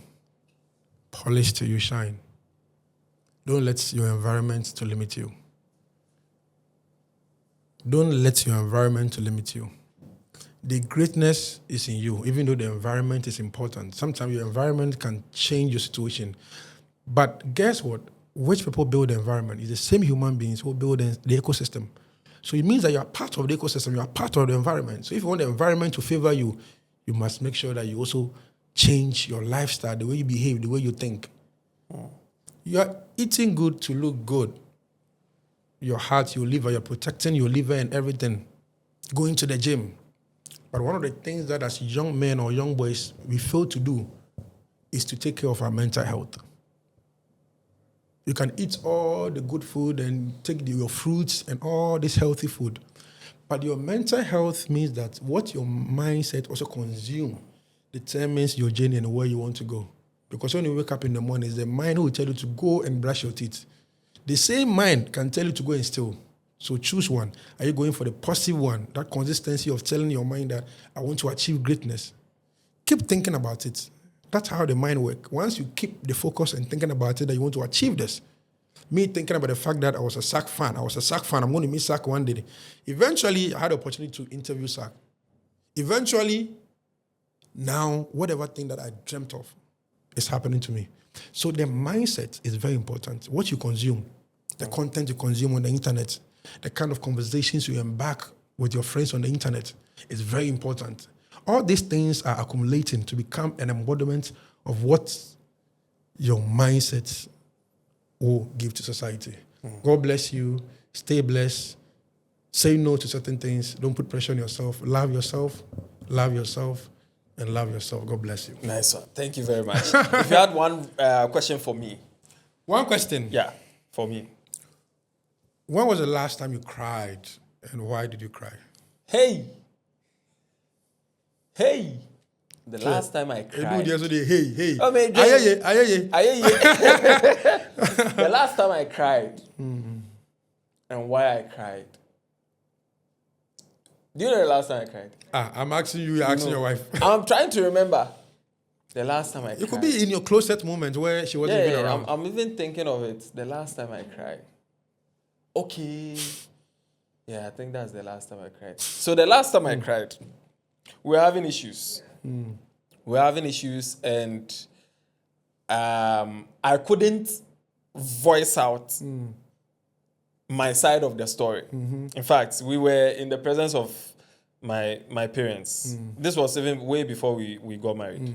So we were in the presence of my parents, and she was telling her side of the story. I couldn't tell my side of the story, and I was just sitting down crying. Because I wanted to talk, but I couldn't talk. Voice lives matter. Yeah. Wow. That was the last time I cried. That was like some years ago. I'm sure it's like 5 or 6 years ago. It's been long.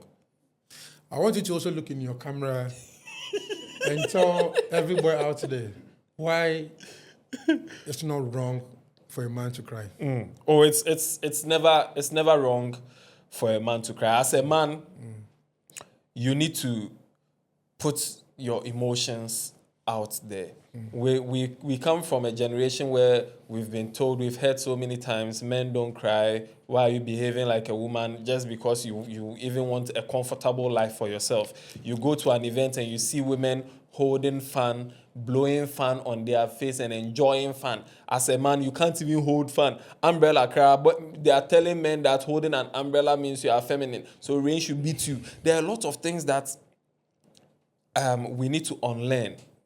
Because we are in a different generation. Like Kobby Kyei said, we are not in the generation of fighting wars and things again.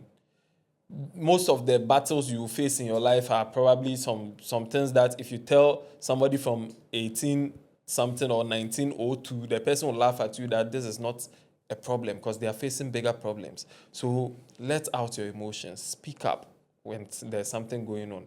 Cry if you need to. Voice out. And then you will be okay.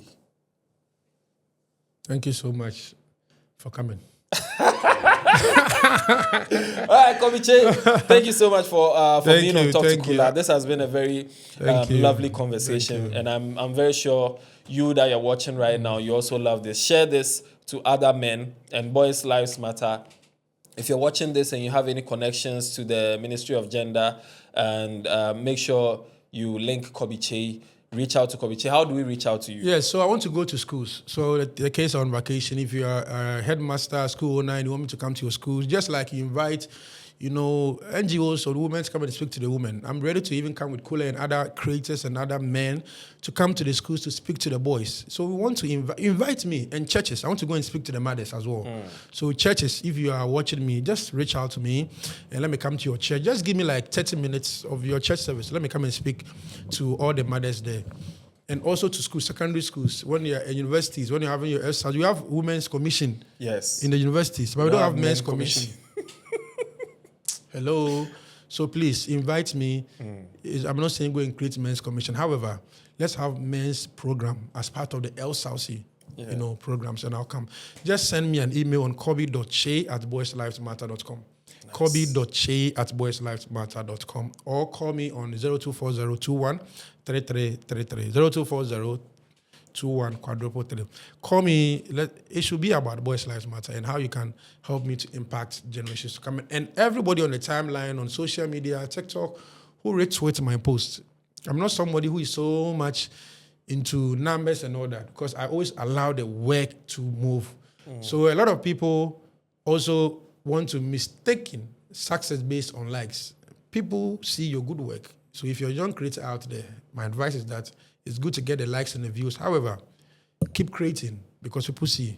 When I post content on my story, it can get 1,000 views. The same story on the page, they won't like. It means that they are watching you. Polish to you, Shine. Thank you very much, Kobby Kyei. Subscribe to the channel, turn on notification, and just call your friend. Hug a boy. Yes. Just go out there, hug somebody. Hug a boy. In a positive way. I can't hug you right now. Or your sons. Let's encourage parents to hug their sons. Yes, hug your sons and train your sons. I have to hug you today. Oh yes, we will hug. In fact, let's hug.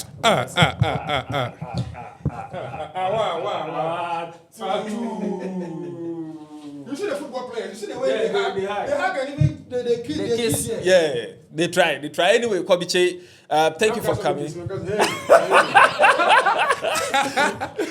So subscribe to the channel, turn on notification, and hug a boy. #BoysLivesMatter. And I don't know. Yeah, Pong.